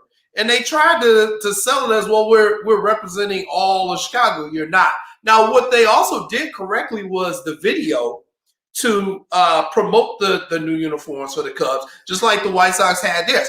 I thought it was very well done. It's kind of like a poetry kind of thing they got going on, and you can tell they incorporate all the different neighborhoods in the video, but that is not in that uniform. That is not that uniform jersey top. That was terrible. And what makes it really bad is that the North Side of Chicago has some of the most creative, artistic people in the world, not just in the city. Look at the graffiti art on the North Side in some of those neighborhoods. Look how they do the viaducts on the North Side. I mean, you got creative people all over the place, and this was the best you could come up with to represent the Cubs in the North Side. It was absolutely terrible, and they're getting reamed on it. And they should be. And it's not just White Sox fans who are trolling them. There are, some legit Cubs fans like you, Ivan, who really can see this thing for what it is. And then you got Cubs fans who are in their feelings and trying to defend it. I had a few of them on my page. Oh, they're not that bad. They are that bad. They look like Jason. The Toronto Blue Jays alternate jerseys. It just Wrigleyville across. Yes. Jason, when we're talking about the accessories to the uniform, the uniform's bad. When we're talking about the hats are dope. But what about the rest of the jersey? It looks like I said, it's a marketing ploy to get you to buy the jersey, to get tourists to buy the jersey, try to market Wrigleyville so they could get people to come in and watch the Cubs. It's as a marketing person, I'll say that would be genius. But even with that thought, the jersey sucks. The uniform sucks. Like you said, that whole production, great production, great hat even. And then it's like, that's it. That's it. The accessories are better than the whole, and I don't think that's something that I want to buy at all.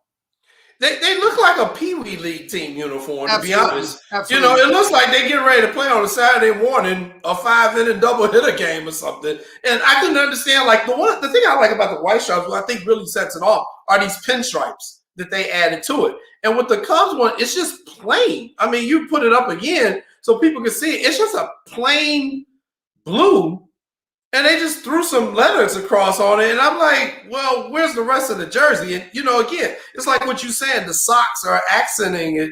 The actual socks they're wearing, that accents the uniform. But if you mess this part up, it doesn't matter all the accents in the world you put on there. And I just thought the color scheme, could have been done better. And it just was not artistic. I was very disappointed. And it definitely should have said Northside. It should have never said Wrigleyville.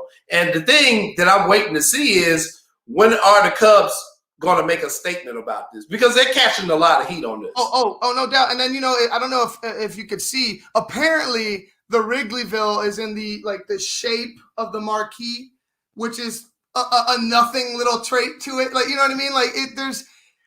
Like I said, Jason, you had a great powder blues. You have red cursive lettering with Northside on it. You have pinstripes. Boom. I think a jersey like that, and then you could adjust the hat as so. You know what I mean? You could figure out maybe a two-tone hat. You had a blue and a red bill or something like that. But this is just this is something you order on East Bay or something like that. This is what you get for one of your softball teams, man. Like one was just that's too plain. Like, I clowned about the socks, and then I saw it on the field, and then you see the highlight, and they're like, man, that's a clean jersey. This just looks like ugh. And not to mention, you just left the entire north side hanging out to dry. You know what I mean? I agree. And it'll be interesting Saturday because they're going to wear them at the game Saturday. And, truth be told, they may look better on TV. They may look better in person for the people who are going to the game. If there's anybody going to the game, maybe they can let us know on Monday on the show how they thought it looked. I went to the game Saturday when the White Sox wore them, and I saw them in person, and I was like, ooh, these are rough. And I don't know if but the White Sox have announced that these jerseys are also going to be used as one of their alternates for the remainder of the season. So last night they wore the regular black alternates, but they've now added this one. We know on Sunday mornings they wear the 83 White Sox jerseys, but the South Side, this is going to be a extra alternate jersey for them, so they may be wearing it. I'm going to the game tonight. It's so new and so fresh. I kind of don't want to wear it because then I'm in the bleachers. So God, you don't want to wear yours because you don't want to dirty it. I don't want to wear mine because it looks like shit. There's a huge difference between the contrast. You know what I mean? Huge contrast. But man, you know what? Like I said, your jerseys were other than the hat, because I thought the hat should have had, because the blue, the red with the red bill with the old cursive C. I thought it could keep that old shy. But also give homage to that with just being a lone C on top of the hat. But that was my only complaint of those jerseys. I just don't understand why, Shawn. Why are you gonna just leave out, isolate the entire north side and just do and put Wrigleyville on there just for marketing? I don't understand. People are gonna come there anyway because it's the Cubs. Just put the north side on there. I think Northside should have been on that, and I know you guys touched on it earlier, and I echo that sentiment. So you just completely disrespected the rest of the Northside. You mentioned the Lakeviews and Lincoln Parks and the Avondale and parts of the West Side. You talk about alienating them, and you put a fictitious neighborhood on there. It's not, Wrigleyville is not a neighborhood. It's part of Lakeview. Okay, it's a section of Lakeview. And so, to do that, and here's the thing: the Cubs had to sign off on this. The Cubs signed off and made adjustments to this because, I'm sure Nike didn't come up with this on the first try. you bounce ideas off back and forth from each other, with the organization, with the teams that are being are involved. And for the Cubs to do that, and then they said on their jackets where they had the name of all the, no one get, you know what? Southsiders don't want their name on a North. Sox fans don't want their neighborhood Bridgeport on anything to do with Cubs. You know what I mean? Like we don't want that. And you know what? That's the thing about it. We're so distinct. Southside, okay. We live, we love, we breathe. We are Southside. North side. I don't know how it is, but I think you guys are kind of the same way in regard to your side of town. And to say, well, we're North Side, we're Wrigleyville, which is not even a neighborhood, but now we're including everybody. It's a made-up name. It really is. And so I just think they did a horrible disservice, a bad move by the Cubs brass or whoever made that decision.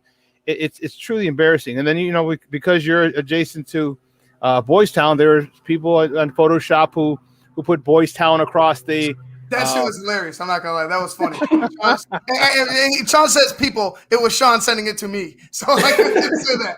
It was hilarious. well, I mean, and then to Shawn's point, had the White Sox done this and put Bridgeport across, first of all, every black person would have been incensed because of the history of Bridgeport. And black people, right? That would have never flew. It would have been a damn riot had they done that. So I couldn't understand the whole Wrigleyville part. And then I didn't like the script. It was just very plain and basic and had nothing to it. And again, I'm disappointed because of the lack of creativity. I thought they were going to really come with something hot, and they just completely. Even another idea you had, Jason, the tagging, the spray paint, the graffiti. You could have had something like that, but made it look clean. You could have done a whole litany of things to make it work, but you didn't. And it goes back to the marketing.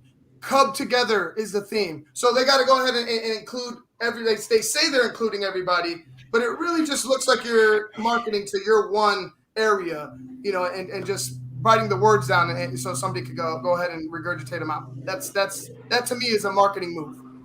I agree. It was just disappointing, man, because we knew it was coming. We knew they were going to come, and, we saw the South Side one, so everybody was, we were looking forward to it, and I was like, okay, let's see what the North Side bring, and, this year I've been trying to be less of a meatball because I want to see the Cubs and the White Sox in the World Series, but when they came out with this yesterday, I was like, oh, I got to let loose on them for this, because this is just bad. And, all the comparisons, the Harlan Falcons, the Toronto Blue Jays, the Tampa Bay Rays, it just – the FUBU jerseys. The FUBU jerseys, they just went down a path they had no business going down. And, it's going to be interesting to see the reaction Saturday. I'm very – and you're playing the Cardinals too. So, you're playing your biggest rival, and then you're wearing these new unis. I can tell you this. Just imagine, Jason, if you showed up, the Cubs showed up in powder blues against the Cardinals.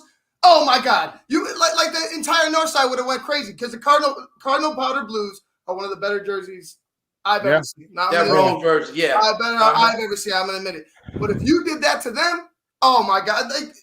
Stoke the flames! Like we're trying to have a cross-side World Series here. Like, come on, man! Like I don't understand why they did. It was just heartbreaking to me. Missed opportunity. I would love to see in at least one game per series of the Cubs Sox. One game at Wrigley, one game at the South Side at Sox Park, where both teams wear these uniforms. I think that would be dope. And I really would want the Cubs to make sure they wore theirs on the side, because that we are going to give it to them. Give it to them, and there's gonna be so many fights in the stands. Not because of Cubs Sox, because your uniform is so stupid. It looks so stupid, and Cubs fans are gonna get so mad. and the meatballs are going to be relentless. Like, what kind of jersey? So I do have to admit that I am meatball. I did send that to Ivan. It's gonna be hilarious, Shawn, because I think they're gonna do it. They may not do it, but I think they clearly were planning on both of these teams wearing these in one of those games in the Crosstown Classic. But after this backlash the Cubs are getting, I can't see them both wearing them, on the same day against each other, because if that'll be the ultimate test. If the White Sox wear theirs and the Cubs wear theirs, and we see them all live in person on TV at the same time, it is going to be ugly. And yes, it will be fights all over the place. Literally and figuratively ugly. Yes. So you know what? Like I said, I'm excited. I'm heading down a little bit. I have some errands to run. I'm going to be down in actually in the back of the yards. So I'm going to head up a little further north to Sox Park to over to Grandstand and see if they have them. If not, if I can order it there and get mine ordered. Sean, see what people say about the Cubs one. Go just do some covert stuff. And Dude, just, they're hey, gonna. what do you think about the Cubs shit?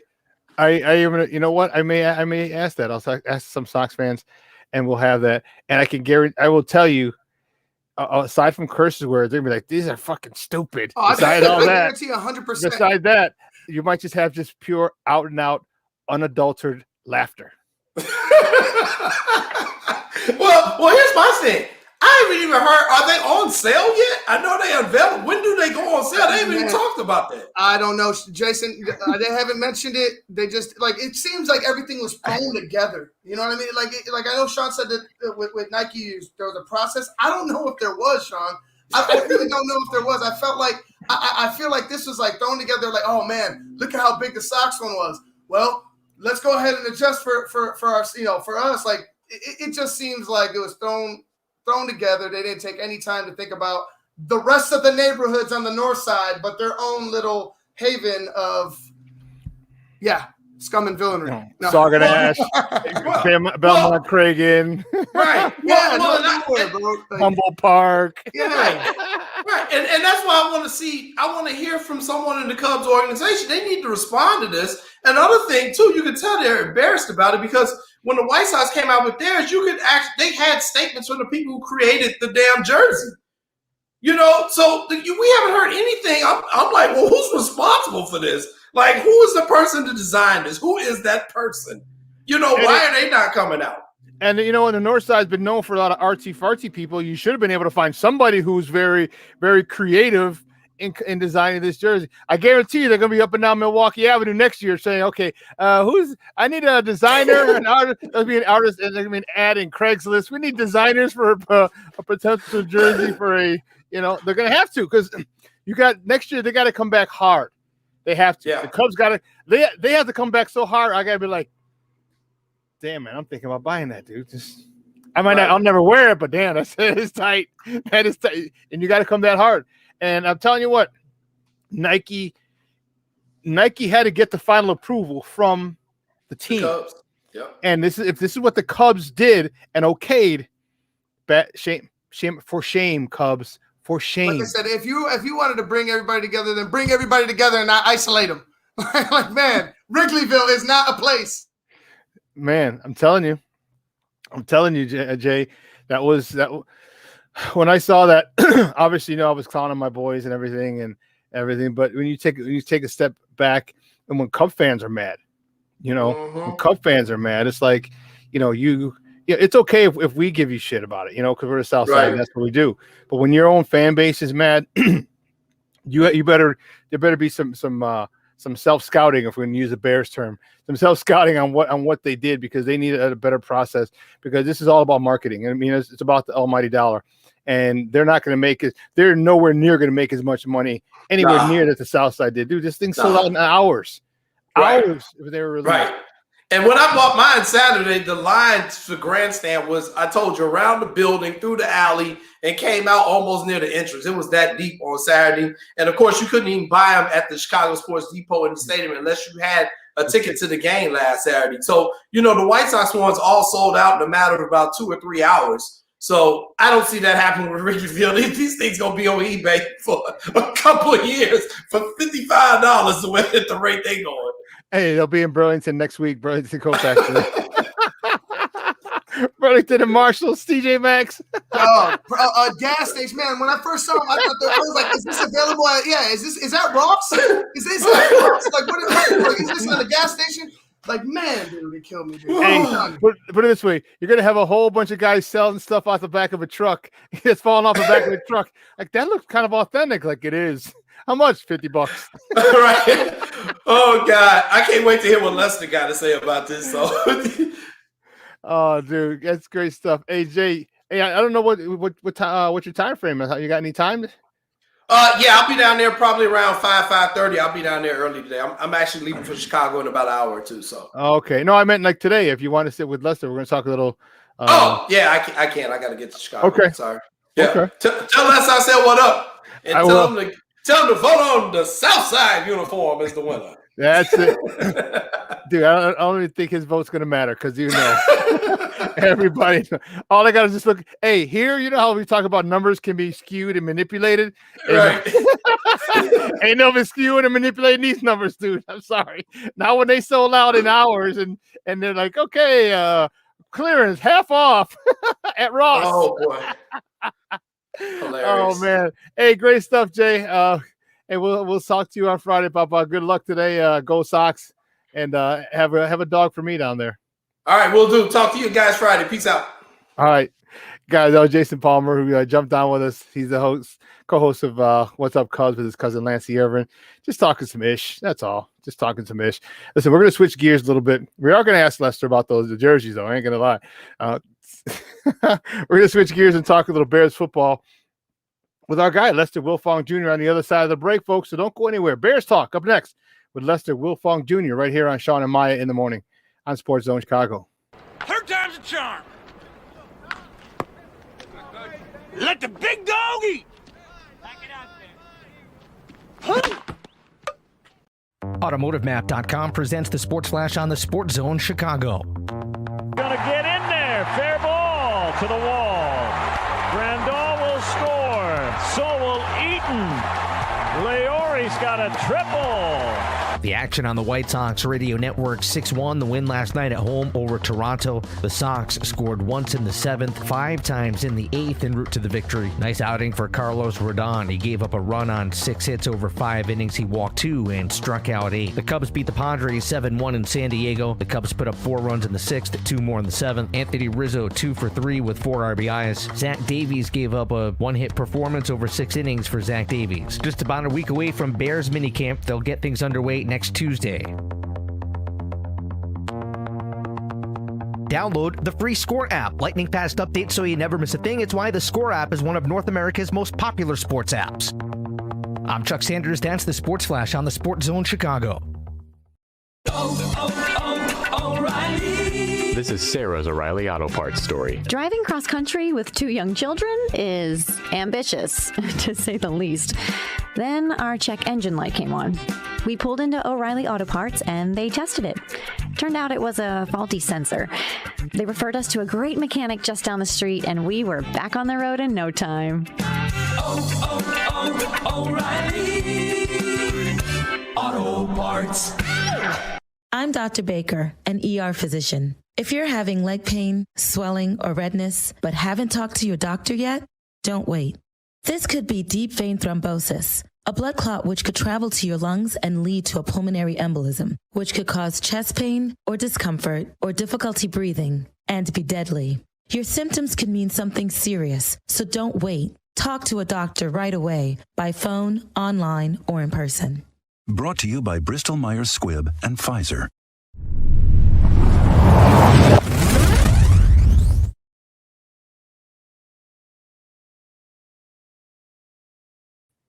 Welcome back to Shawn and Maya in the morning on SportsZone Chicago. We just got off with our guy, Jason Palmer.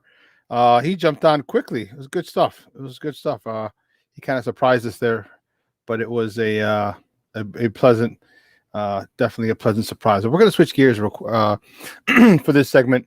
We're going to talk Bears. We're going to bring on our good buddy. He's the editor-in-chief over at Windy City Gridiron. He has his own. He's the host of the T Formation Conversation podcast about the Bears. You can find him on Twitter at Wiltfong Jr. or Wiltfong Jr. I don't want you spelling Jr. like I can't find him. So Wiltfong Jr. Guys, just welcome back to Shawn and Maya, a good friend of the program, Lester Wilfong Jr. Lester, what's up, Papa? How are you? What's up, guys? How y'all doing? Good. I was gonna say, why are you in the dark over there? What's all I that don't know, about? man. I was trying to get the light fixed up here. I couldn't get it, so that's what I got today, I guess. I just busted your chops, dude. That's awesome. Hey, so well, before we go any further, you chimed in, or you tuned in, you jumped in, and you heard the last of of the previous segment. So have you seen what's your favorite jersey? The new Southside White Sox jersey or the Wrigleyville Cubs jersey that was I got to go full disclosure. I'm not a fan of either Chicago team. I'm a Detroit Tiger fan. So by nature, I have to be against the White Sox. Oh. But I got to tell you, those White Sox jerseys are fresh. Those are real nice. Okay. Because I was about to start going, Detroit sucks. Detroit sucks. So actually, it's funny. One of my guys, shout out to DJ Magic, to George Barcenas. He's a huge Tiger fan. So he was at 2 of the games, I think, that they had when the Tigers just came to town. So he's been a staunch Detroit Tiger fan, and we've given him shit for it over at Output, the bar we go to, for years. And you know what? He's like, bump y'all. He goes, this is my team. Yeah. And I'm like, okay, I respect it. That's your team. That's your team. You know, like it's funny for me because like that's it. Everything else is Chicago, but for some reason, like when I was younger, I just I gravitated towards the Tigers. I spent all my summers in Michigan with my dad, and he was a huge White Sox fan. So it's like, wow, I was a kind of a rebel, I guess. I wanted to go against him. My uncle was a big Tiger fan. The Tigers, you know, they recently won the World Series in '68. So he was really all into them. So I kind of jumped into Tigers at an early age, and I stayed with them ever since. Okay, I can see that. You're in Michigan. You got your cool uncle and Trammell, Whitaker, Gibson. I mean, those teams. I mean, the teams I grew up on. You know, that plus of course 1984. That was a phenomenal team. So I've been with them ever since. Dude, you know, it's so funny because I was a shortstop when I played baseball, and Trammell was one of my favorite guys. My favorite player of all time was Rockin' Robin Yount from the Brewers back when they were in the American League.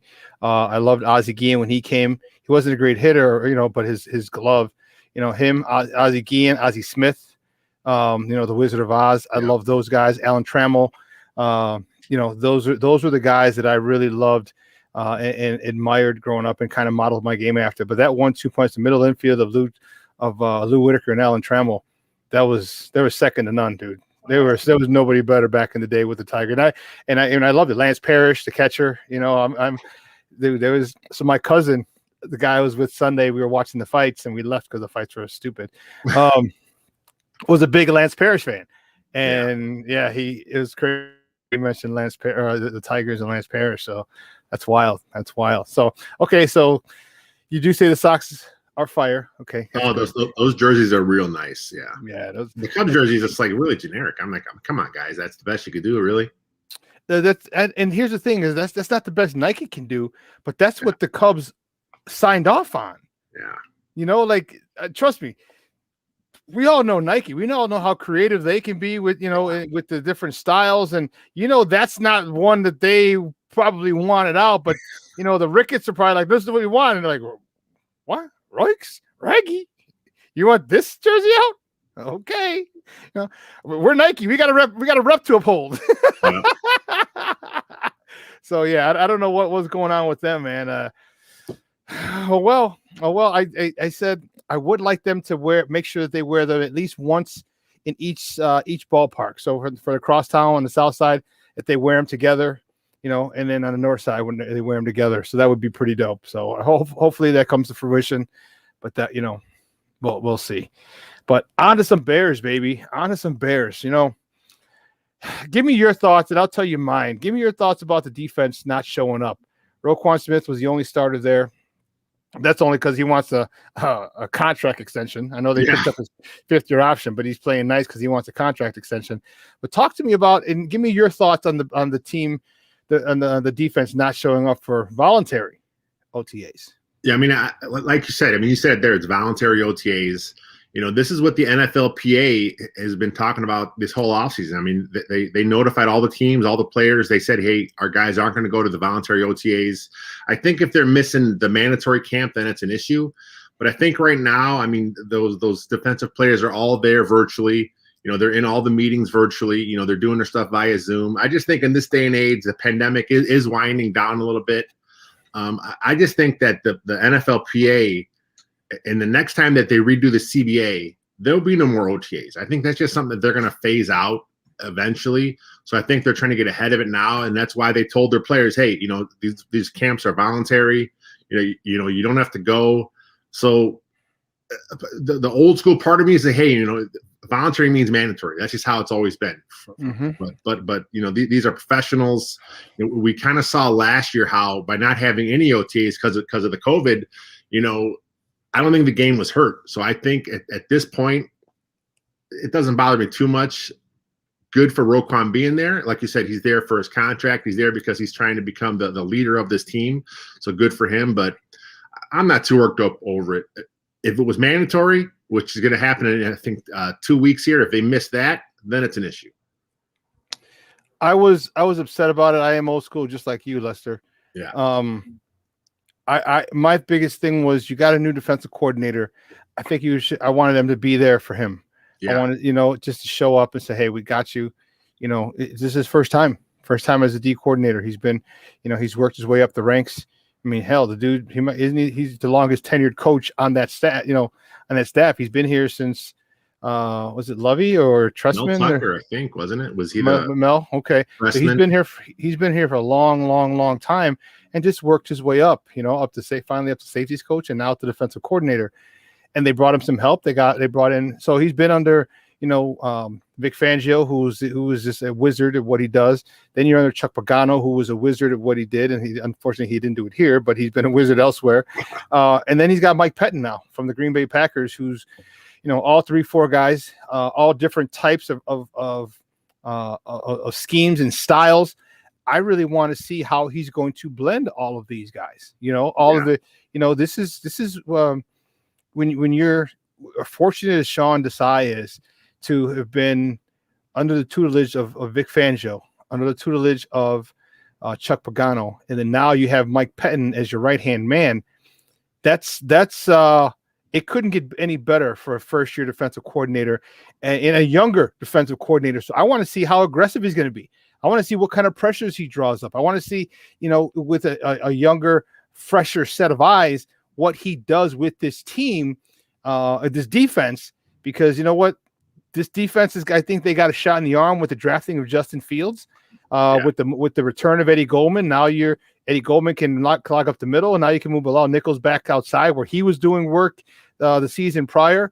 So I think this defense has got a big shot in the arm, and they're going to do well. And if you can generate a lot of pressure and some exotic blitzes with, now 3 stud elite defensive coordinators that you've had the privilege of working with, I think this defense can get back to normal. I know they're a year older, but you know what? There's nothing like motivation, regardless of how old you are.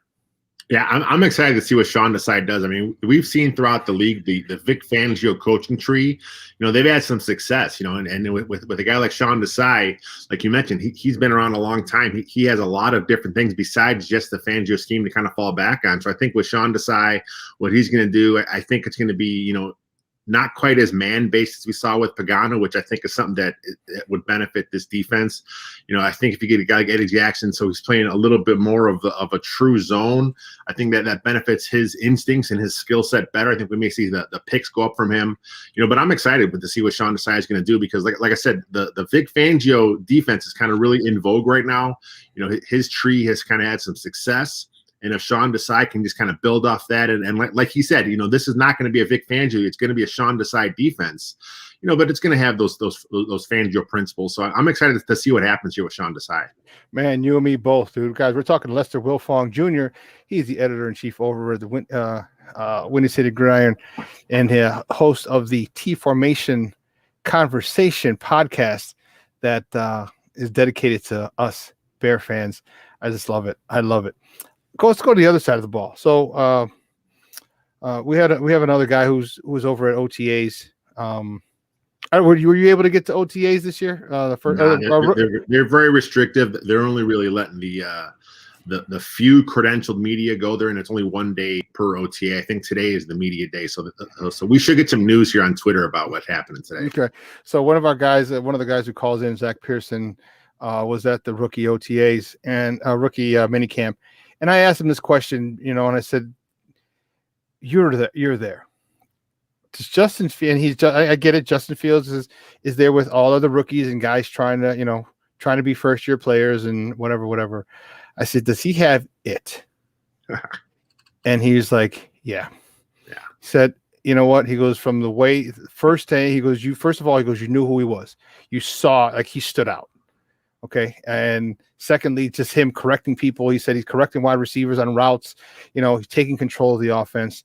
And dude, that got the hair on my arms and the little bit of back hair that I have that I like to shave off every week. That stood up, dude. And I was like, this is something that we haven't had in a while. A young quarterback with potential through the roof, who's seasoned. He's as seasoned as any quarter. There's no one more seasoned coming out of the draft than him. Maybe Trevor Lawrence is as seasoned, okay, but there's no one more seasoned than Justin Fields. And for us to call him our quarterback, because you know how possessive we are, and we actually had Carlos Nelson on, the guy who made the pick, and and I just told him how he just his announcement reverberated through every single Bear fan when he said my Chicago Bears. I'm like, dude, that was crazy. But to call him ours is something. It's still, to me, and I'd like to for you to speak on it, but for me, it's still surreal. I mean, by nature, quarterbacks that play at a high level are all that alpha mentality. They all have that, that in them. But there's another level to that alphaness, and with Justin Fields, he has it. I mean, with a guy like we saw with Mitch, he had that alpha mentality, but there's just a different feel about it with Justin Fields. I mean, he's walking the walk, he's talking the talk. He has that swagger, he has that confidence in it, and it shows. And every one of the few clips that we've seen, whether it's the stuff from camp, whether it's that 1920 football drive video they showed out. Every time you see Justin Fields on the screen, he pops, because he has it, like you said. I mean, he really does it. And like the beat guys have talked about it. The coaches have talked about it. The players have talked about it. He carries himself like he is the man. And that's, as Bears fans, we have not seen a quarterback like that in a really long time. It's refreshing. It really, really is. Talk to me a little bit about this quarterback situation. Okay. The situationship.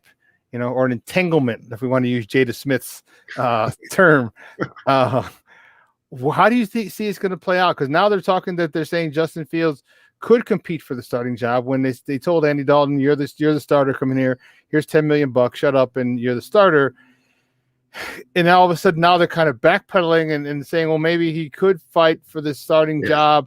Well, talk to me about what you think about this whole situation and what you, Lester Wilfong Jr., general manager of the Chicago Bears / head coach, would do in this situation. I mean, if it was me, I start the best guy, and if it's Justin Fields, then he's got to be the guy that starts. I'm not looking to throw a guy out there if he still has some questions in the meetings, or if he's still seeing some things differently on the field. I'm not one of these guys that say, throw him out there, let him learn from his mistakes. Because there's a lot you can learn in the classroom as well. But at some point, Justin Fields is going to show all the coaches that he's ready. At some point, the players will feel it. I mean, they're all going to know in the locker room, everyone, including Andy Dalton. He'll know it at some point. Man, the kid's ready. His job is going to be there for a little while. But I do think they are going to start Andy Dalton at first. I think they're going to give Justin Fields a bunch of work in preseason. It's something that they've already talked about already. I think he'll have every chance to win the job, but I think he's really going to have to go above and beyond, what he has to show to win it. I think they want it to be Dalton, just from a standpoint where they can, like I said, they want him to get, as much from the classroom, as much from the practice field that he can. But we're still talking about a guy named Dalton who is a 10-year pro. There's nothing a professional defense can show him that he hasn't seen already. So I think he'll have the edge from the mental standpoint. But the physical skills from Fields and also his high football IQ, he's going to catch up and show he's ready, a lot quicker than I think some analysts believe. Yeah, let's sticking with that theory that, let's say Justin is the best player, best guy coming out of camp. And I agree, start him right away. If the future is now, the future is now. But let's go ahead and bounce to another unit, that running back unit, that will definitely help a young rookie quarterback get his feet wet, get his feet on solid ground, and ease himself into his career, into games even. David Montgomery, there seems to be like a giant boulder on his shoulder of a chip. Yeah. And he seems to want to prove a lot of people wrong. They're saying that his speed is look different. I don't know. I got to see it myself. You obviously haven't been there to see it in person, but there's a pickup in speed. There's a tenacity about him, an even greater tenacity about him. How do you feel about that running back unit in a whole? And also with Tariq coming back, I want to know how you feel if Tariq's going to be 100. But how do you feel about that running back unit as a whole, led by David Montgomery, coming into this season? Because for me, I'm looking for them to do big things. Like you said, he seems like he has a real big chip on his shoulder. He had that press conference interview after the first round of OTAs, and that was the most confident, the most swagger that I've seen him have, since he's been with the Bears. I think he really believes that he's going to have a huge year, and he had a big year last year. I mean, it seems like it's kind of forgotten about, but I think he was like fourth in yards. His attempts were up. I mean, he had an outstanding year last year, and I think he can build off that. But you mentioned the room itself. Cohen's back. They have Williams from KC, who's a quality backup. They drafted Khalil Herbert, who looked really good in college. So I think this running back room, I'm not going to say it's going to be a running back by committee. I think with a guy like Montgomery, he'll still be the lead guy. But I think you have options there. And if a guy like Williams does get hot, then I think you'll keep him on the field a little bit more. If a guy like Cohen is doing really good, I think he plays a little bit more. So I think you may see Montgomery's overall usage possibly drop, but his effectiveness could go up just because, like you said, his speed seems to be better. I mean, that's what he's talked about. I think you mentioned Zach Pearson. He had his speed trainer on his podcast recently, and he talked about it as well. So, if he does have more speed, if he has more quickness, if he did relearn how to run, the sky's the limit. And people don't realize that because I'm a speed trainer, and there's a way to run. There's a proper way to run to maximize efficiency in your body. And some people are just naturally fast. Okay. But, you look at all the sprinters and world-class sprinters, they're naturally fast, but they're also trained as well. So you have the natural God-given ability plus proper training. So what David Montgomery did was he went to a speed trainer to work on his form. So he's more efficient. So I hope it doesn't take away from his lateral movement. Okay. But I hope he doesn't have to lateral movement as much because he's not dodging defenders in the backfield, and if that's the case, and if he's quicker, that means he's up in the second level so much faster. Yeah. And if you're a linebacker and you even get a glimpse of an offensive lineman, he might be by you. So I'm looking forward to him having a really big year. And like you said, that was the most I've ever heard him speak. That was the edgiest I'd ever heard him. Okay. And that kind of got me excited as well, as a former running back, and you get a guy who's trying to prove something. He's pissed that he's not considered an elite back, which I believe he is. There's nothing that he can't do. Just he was quiet, and I think he realized I need to talk a little more, and then he wants to be more vocal with his team. So I'm looking for things from them. Talk to me about this wide receiver room, though. That's the issue. You got two free agents signings who are burners. You got A-Rob playing on the franchise tag. You got Darnell Mooney, who's another burner.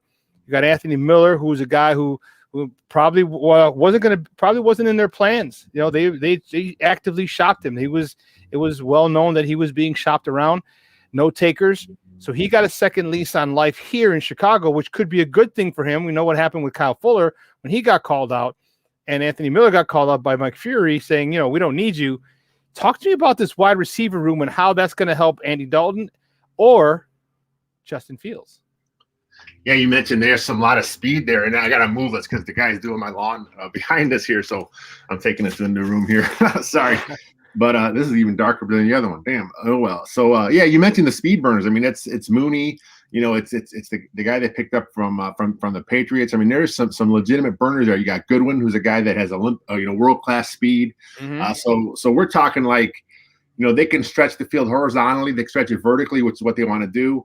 But then you mentioned A-Rob. I mean, he is just such a class act as a receiver. And yes, he's one of the few guys in offense that's not at the OTAs, but he's dealing with his contract thing. But he's a pro. I mean, when it's time to be there, he'll be there, and he's going to make he's going to have another close to 1,200 yards, 100 catches, just because that's the production he brings you every day.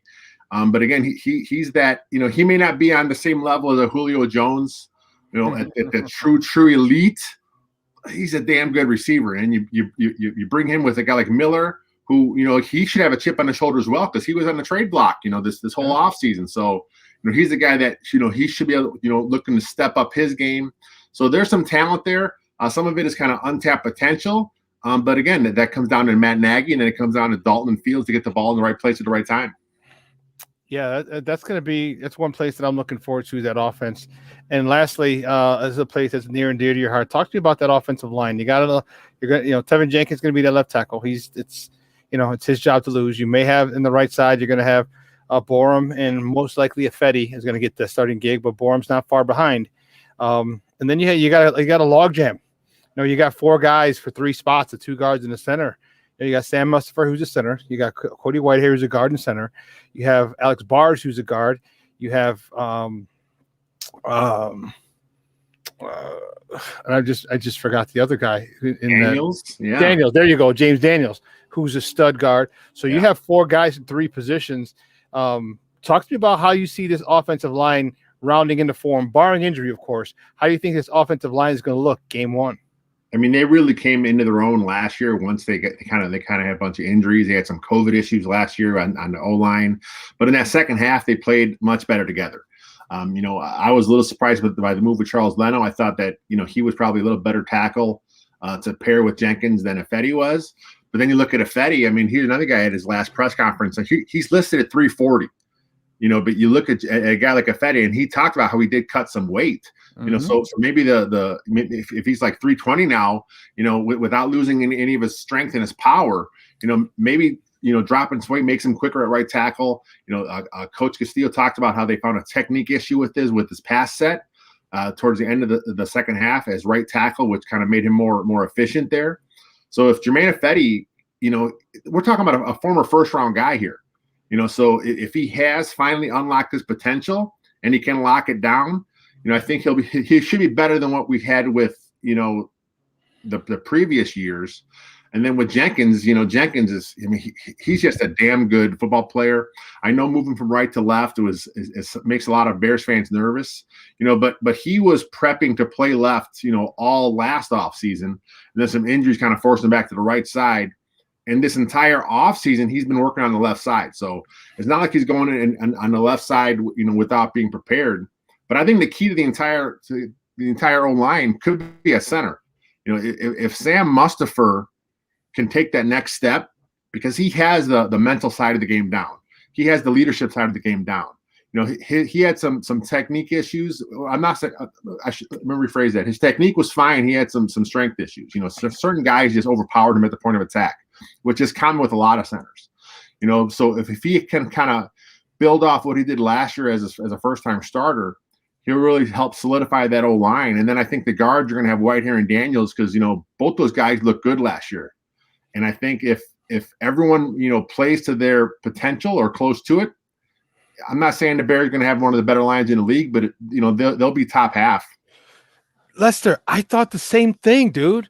I thought the same thing because competition breeds success. Yep. You got Alex Bars, who's fighting for his career, and he's an undrafted free agent. And Mustipher, who's an undrafted free agent, he wants to keep that gig. And then you got the 2 second-rounders in Whitehair and Daniels, who had been productive. These young guys, Mustipher and Bars, don't want to give up their spots, and Whitehair and Daniels don't want to lose their spots. So and that's why I asked you those guys, because there's a lot of competition there, and that's only going to benefit the Bears' running attack. If we have a running attack, Coach Nagy, but also going to benefit whoever's behind center, because you're going to get guys who are chomping at the bit. As you know, playing offensive line, man, when a quarterback is clean, I don't give a damn who he is. He's going to complete a lot more passes. He's going to be a lot more effective when he's got a clean pocket to stand in and survey the land. For 4, 5, 6 seconds. You give a guy over 4 seconds in the NFL, most of the time you're toast.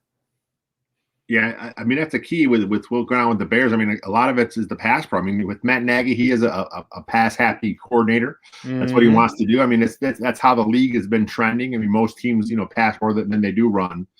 So I think if you get your O-line again, we talk about they have two newish tackles. You have Jenkins on the left. You have Affetti, who seems to be, the guy going to be the guy on the right side. You can't be forced to help both sides.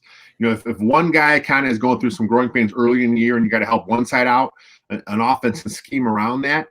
So one of those guys really locking in at their job early is going to really help this unit out. Man, I'll tell you what, Lester, I can't wait to talk to you as things draw closer, because I love the Bears. I know you love the Bears. Bear Nation is just going nutso with this guy Justin, whatever I forgot his last name. And in addition to a new kind of a revamped defense, guys getting moved back into positions. This is going to be a good year. And then not to mention the stuff that's happening, with that team up north. Yeah. They're in disarray, because if that dude doesn't come back, then the NFC North is wide the freak open, and it's there for the taking. So I can't wait to talk to you a little later down the line as we draw closer and training camp starts and we're allowed in and to see some more of these these practices. So I appreciate your time, Papa, but do me a big favor, though, let everyone know where they can find you and your work online. Catch us at WindyCityGridiron.com. Also, we have a podcast channel, Windy City Gridirons, there as well. Plus, we got some stuff, some video stuff. A lot of our guys doing a lot of different things. So just kind of stay on Twitter, and everything we do, we always share on our Twitter feed. Excellent stuff, buddy. I appreciate your time, man. Thank you so much. All right, man. Take it easy. All righty. Guys, that was Lester Wilfong Jr. from Windy City Gridiron talking Bears football with us. He was the Darth Vader today, so he was in the. We got to tell Lester, you got to face the mirror, face the window, so the light gets on your face. And but you know what? He has some great nuggets, and it's an exciting time. It's a really exciting time. We talked about it on Monday, where we don't want football season to come because our baseball teams are doing so well, but we want football season to come because the anticipation and the high expectations that we have for it. It's like, yes, get here, but take your time. But don't take your time, but take your time. It's just literally. I think it's all Justin Fields, dude. Because and you're right. Like we both feel that way. Part of me is like, you know what? Just be patient with football because of Justin Fields. Because look, man, just like soak in this baseball season. It's going to be a great baseball season. It's going to be a hot, nice summer in Chicago. Hopefully, nothing too crazy goes off. But for football season, man, we have something to look forward to. And I want that to sit there and just develop, ferment, just build up. Because once it comes, I'm telling you, whether it be Justin Fields to start off the bat or whether we see him later on in the season, Bears fans are going to be chomping at the bit to watch some Bears football. Yep. Yes, they are. And I can't wait, dude. I am so fired up. It's going to be a great season. It's going to be a phenomenal summer because our teams, are going to be vying for the playoffs. So we're going to be going into October, which means football season will have started already. And it's going to be football and baseball and football. And, as I said on Monday, this is the third largest city in the United States.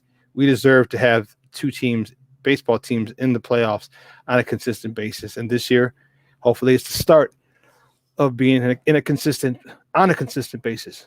Listen, we got to take a quick break. It's the final our final break of the show. So don't go anywhere, folks. Keep it locked right here. More sports talk right here on Shawn and Maya in the morning on SportsZone Chicago.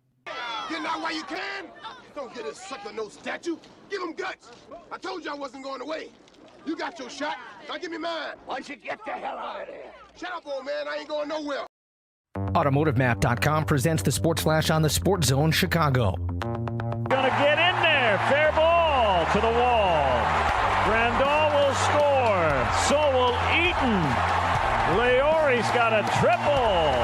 The action on the White Sox Radio Network 6-1. The win last night at home over Toronto. The Sox scored once in the 7th, 5 times in the 8th en route to the victory. Nice outing for Carlos Rodon. He gave up a run on 6 hits over 5 innings. He walked 2 and struck out 8. The Cubs beat the Padres 7-1 in San Diego. The Cubs put up 4 runs in the 6th, 2 more in the 7th. Anthony Rizzo 2 for 3 with 4 RBIs. Zach Davies gave up a 1-hit performance over 6 innings for Zach Davies. Just about a week away from Bears minicamp, they'll get things underway next Tuesday. Download the free Score app. Lightning fast updates so you never miss a thing. It's why the Score app is one of North America's most popular sports apps. I'm Chuck Sanders. That's the Sports Flash on the SportsZone Chicago. O'Reilly. This is Sarah's O'Reilly Auto Parts story. Driving cross country with 2 young children is ambitious, to say the least. Then our check engine light came on. We pulled into O'Reilly Auto Parts and they tested it. Turned out it was a faulty sensor. They referred us to a great mechanic just down the street and we were back on the road in no time. O'Reilly Auto Parts. I'm Dr. Baker, an ER physician. If you're having leg pain, swelling, or redness, but haven't talked to your doctor yet, don't wait.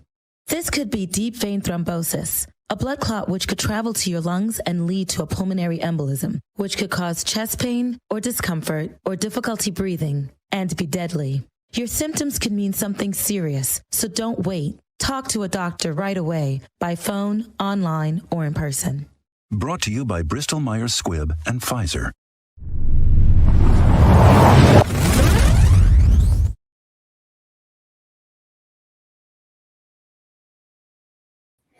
Welcome back to Shawn and Maya in the morning on SportsZone Chicago. We just got off with Lester Wiltfong Jr. He's from Windy City Gridiron, talking little Bears football right here on Shawn and Maya in the morning. You know, I wanted to talk a little bit. There's been some talk, Ivan, with the college football expansion. There's a lot that's going on here, and there's a lot of different ways to attack or look at this thing. So they're proposing an 8-team schedule. Some are proposing a 12-team schedule for the upcoming season. Give me your thoughts. I know 8 teams is a little more feasible, and maybe a 12. But give me your thoughts if they go to 8 or if they go to 12. Are you happy with this? And where? First of all, are you happy with them expanding to 8, possibly 12? Yeah, I'm fine with it. I'm fine with it. I just feel like college right now. You do have Alabama, you have your Clemson's, but I feel like some of these teams could compete right with them. Like, I mean, or you know, at least upset them. Alabama's just seems like they reload every year, but it always seems like they can be got here and there. You know what I'm saying? But they're still the best. I just feel like the more you get into the dance, the better recruits are going to want to go to your schools. The better competition you're going to have. The better games you're going to have. Once this thing continues down the line, because you can't just say, oh well, it's 8 teams. These guys we're getting some teams that are getting blown out at the bottom half of the playoff schedule. But you got to let it build. Like, you got to let the recruiting come in. Like, kids are going to want to be on national television. Hey man, I got into the playoff. You know what I mean? Like, I played in the playoff game. We played Alabama, and you went to UFC or something like UCF or something like that. You know what I mean? Like you had, like, there's things that can come of this as far as building up other programs instead of just 4 teams at the top. 4 teams. It's pretty much a round robin of Clemson, Alabama, Ohio State, and then maybe somebody else. Notre Dame has been that team that kind of sneaks in year after year. But let's get more teams in there. Let's see more games. Upsets happen, man. You never know. You play a team that can match a strength of yours and shut down a strength. You don't know what could happen. You know what I'm saying? So I feel like the more the merrier. It should have expanded last year or the year before that. I don't know why they started off with so little. But hey, I'm happy they're expanding now. How about this as a counter question, Shawn? How do you feel about it staying at 8? No. I want 16. I want it to eventually get to 16. I think that's more than enough. 16. Okay. Here's why. With the licensing agreement now, that kids can get paid for their image and likeness. Basically, they can get paid a salary. I think that there's going to be it's going to level the playing field a little bit. Okay. You're going to have some teams, and obviously your blue bloods, your Texases, your USCs, your Clemsons. You're going to have a little more. You might have a little more buying power, so to speak, because they're not going to pay you. But we got, Tom's Auto Dealership here. We have this department store here. We have this grocery store here that you're going to do commercials for and ads for and get paid for and all this other stuff. But in towns where they're big sports and that's the only thing they have, okay, some of the mid-major towns or the smaller D1 schools, it could level the playing field. Because why am I going to want to go to Alabama or somewhere else if I'm like a 4-star recruit, 3.5, 4-star recruit, where I can go here, okay, get more playing time, okay, get a decent amount of money, repping, the auto dealership, the supermarket, the department store, the whatever, this restaurant, that restaurant, whatever. Okay, now I'm still getting paid. I'm getting more playing time, and we still can make the college football playoffs. Right. Again, Texas is going to be able to pay you, which is why I think they need to put a cap on it. I think, if you can pay $50,000 max, that should be it. All right, as a college student, if you can't live off $50,000, you crazy as a motherfucker, dude. I'm sorry. Yeah, okay, you don't need Jack. You're on scholarship. Like, you don't pay for Jack. If you get $50,000 as a college, like straight up, if you just come in as a college student, $50,000 plus your tuition is being paid for, you shouldn't have to worry for 4 years at all. There should be zero. Unless you over there just Mayweather and that shit, you know what I mean? You shouldn't worry at all. But Shawn, that's a perfect point, man. Once they start getting paid, once they start getting that endorsement money, it doesn't matter if they go to Alabama, because they're going to want that. Oh, I'm the starter over here at this school. Now I'm the third string guy waiting in the wings at Alabama. You know what I mean? Like that's going to be a factor. And I agree with you with the cap, because think of it without a cap. You could just go ahead. This is professional football at that point. Yeah. You know what I mean? So it needs a cap. Each school needs a cap, but I feel like if a student is smart enough to say, hey, where I could get marketed over here, be a starter, it might be a lesser school, but we could get into the playoffs. And even if you can't get into the playoffs, I still see it, like there's going to be somebody that's going to finesse this system in a way that benefits them, which is great.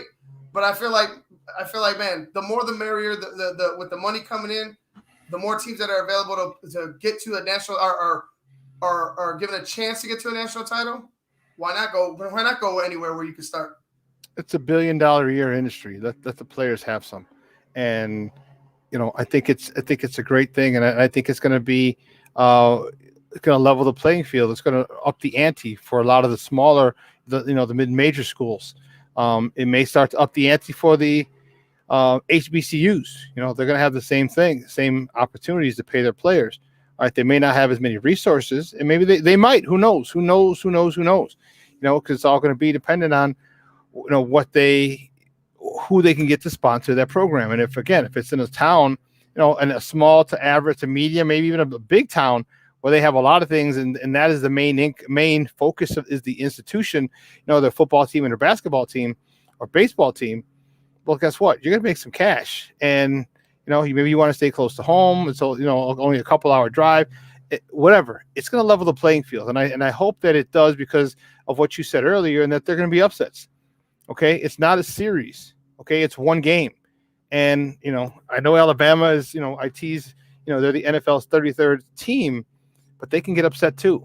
Okay, they can lose. They can have a bad game just as well, and be upset, and all of a sudden you talk about the experience, the exposure that it gets people. Like, a lot of people didn't know about CJ Marable from Coastal Carolina, okay, because he's on the East Coast. You don't really see him, but all of a sudden you get him into the playoffs, and he goes ham on his team, upsets a number one seed team or a pretty high ranked seeded team.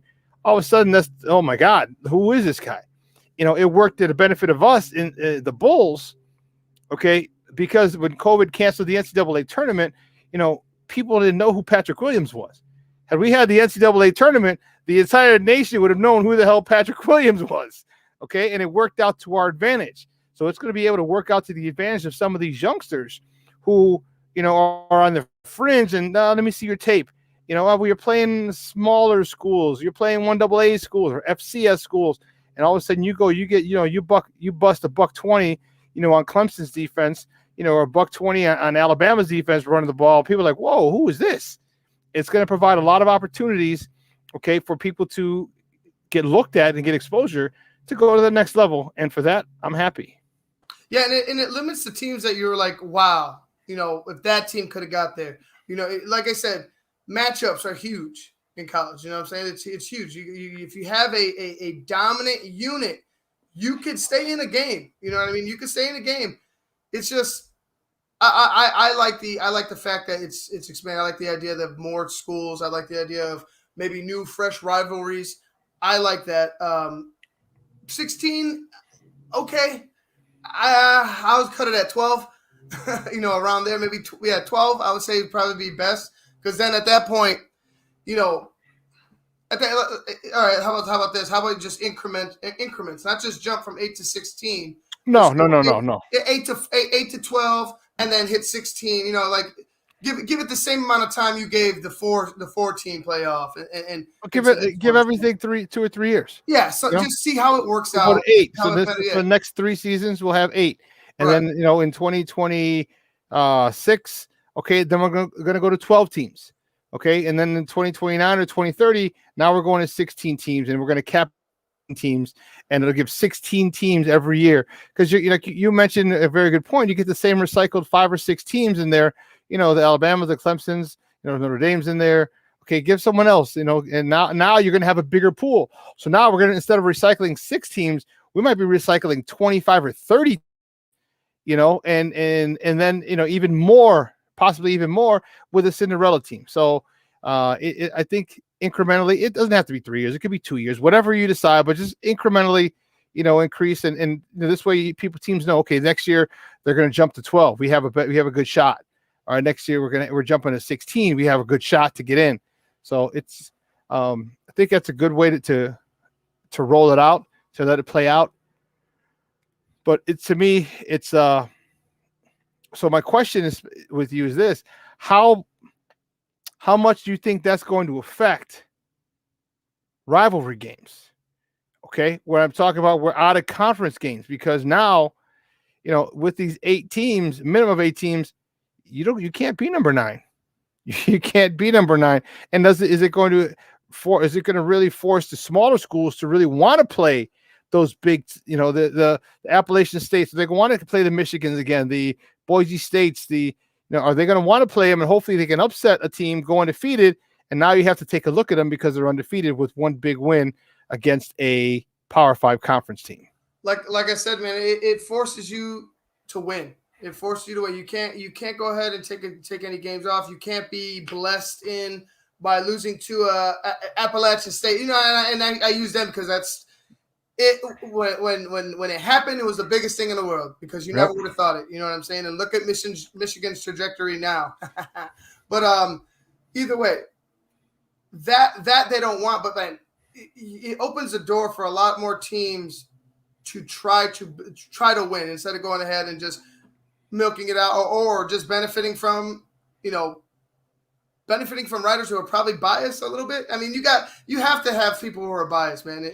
You have to have some people who favor certain teams, especially when they look at competition wise. They want to see certain players.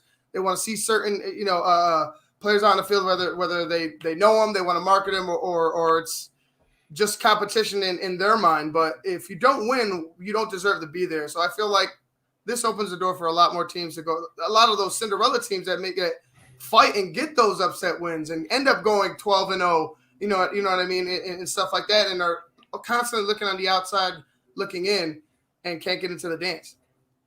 Yeah, and it's going to allow those guys. So you're going to have a lot more smaller schools. And see, some people complain about, oh, well, now you're asking to play this many, that many. I'm like, but they do that in FCS. They do that in Division 1AA. There's a tournament. There's 16 teams. So if it's done at that level, it can be done at the FBS level. It can be done. And obviously there's more marketing for FBS, and so the games will be bigger and a lot more at stake, and but it can be done. And then where do you go? Do you talk about, because now you're playing 12 games. Okay, your regular season is 12 games. If you make it to the conference championship, that's 13.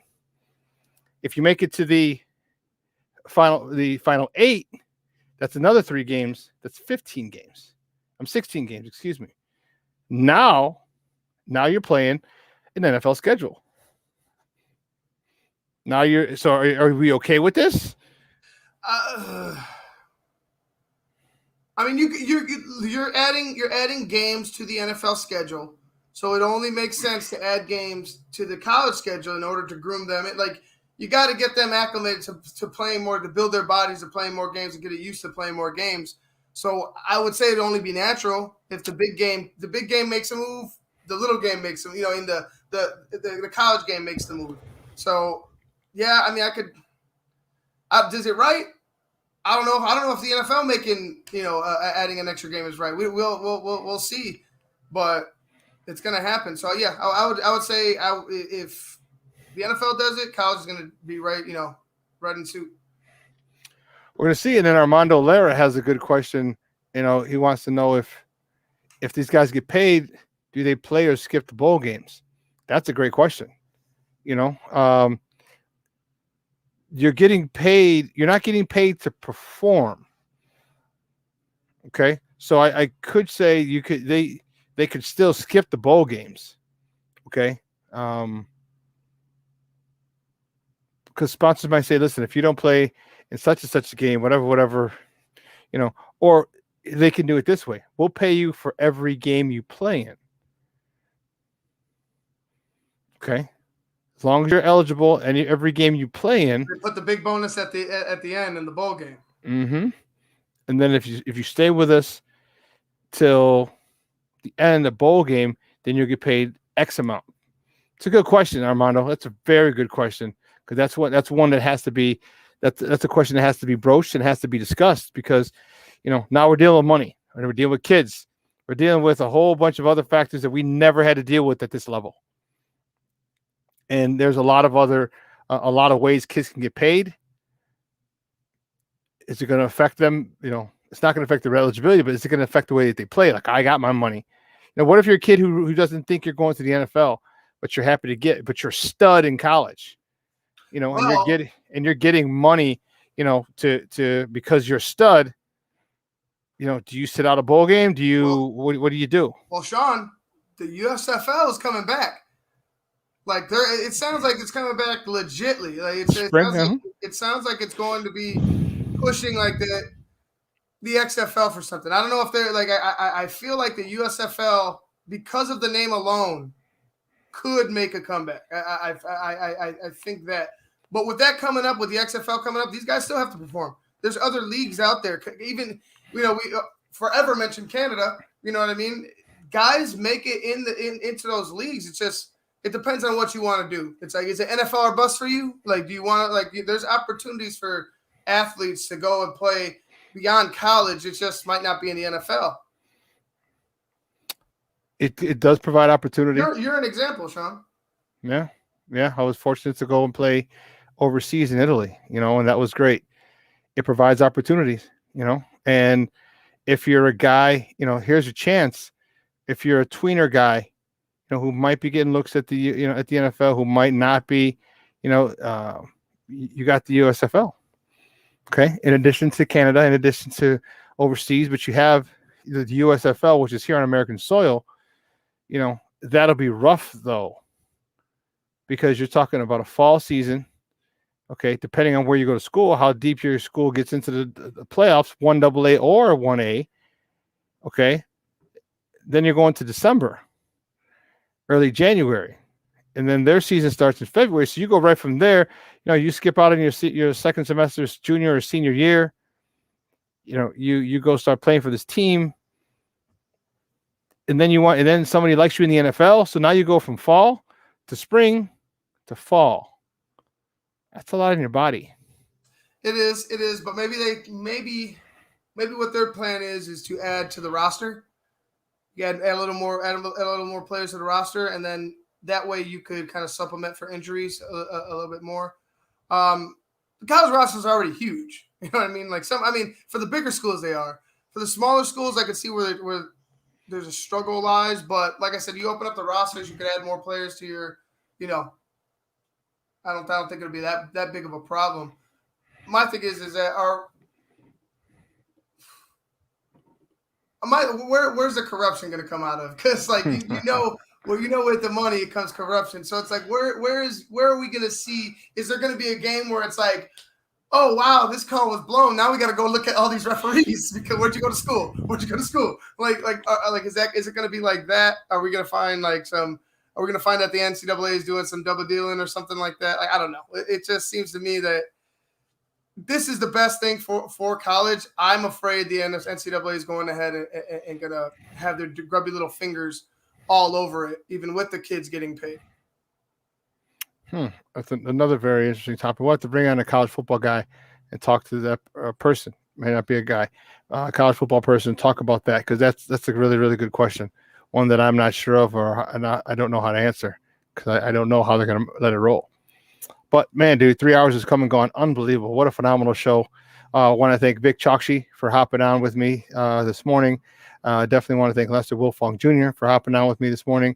You guys helped make it a phenomenal show. I also want to thank our executive producer, Elliot Baez, social media guy, Clarence Council III, my co-host, Essential Maya Kai, and definitely saving the best for last, my producer, the guy who makes it all run, Ivan Vargas. So, guys, we had a phenomenal show for you, and we want to thank all our guests. Armando Lara Jr., Vernon, Sydney, Luis Mejia, all those guys who Marshawn Walls, everybody who's chimed in. We appreciate it. The show would be nothing without you, and we truly appreciate your support. So we'll be back on Friday. We're going to take a 45-hour break. On the other side of the break, we're going to have a phenomenal show this Friday. The weather's going to be beautiful, and I'll tell you what, I'm looking forward to this weekend again. So for Elliot Baez, Clarence Council, Maya Kai, and my guy Ivan Vargas. Would it have been too hard to put fucking Northside on the jerseys? Would it have been that hard? Apparently the Ricketts didn't want that. Why did they just put Rickettsville then? Hey, you know what? I'm on to that next. All right. If they would have put Rickettsville, at least you're like, okay, we see where you're at. Okay, you're building it up, and it's okay. I'd have more respect to do that. No smoke and mirrors. No smoke and mirrors. Just give it to me straight. Just give it to you raw. That's it. Give it to you raw. It's Rickettsville. So yeah, well, crazy. All right, guys, listen. Make sure you follow us on all social media platforms: Facebook, Twitter, Instagram. Okay, make sure you follow us, SportsZone, on Facebook and Instagram. It's SportsZone Chicago. On Twitter, it's SportsZone Chi, CHI. YouTube, SportsZone Chicago. So for my guy, everybody else, what do we got going tonight? Sports 101 with Jamar Harp. Howtech Hall is going to take a hiatus until next week, and then we have Sports 101 with Jamar Harp 8 to 9. Make sure you check that out. Phenomenal stuff. He's always dropping knowledge. This dude is smart as that sucker. Always teaching me some stuff on his shows. Jamar chimed in today. We were talking about Justin Fields, the best offensive set for him. Mm-hmm. He did. He's a college football coach as well, so it's his opinion. I highly value and respect his opinion, because he's coaching right now. But all right, guys, we're gonna take a 45-hour break. Make sure you follow us on all social media platforms. And with that, I'm your boy, the Superback, Shawn Sierra, and we out.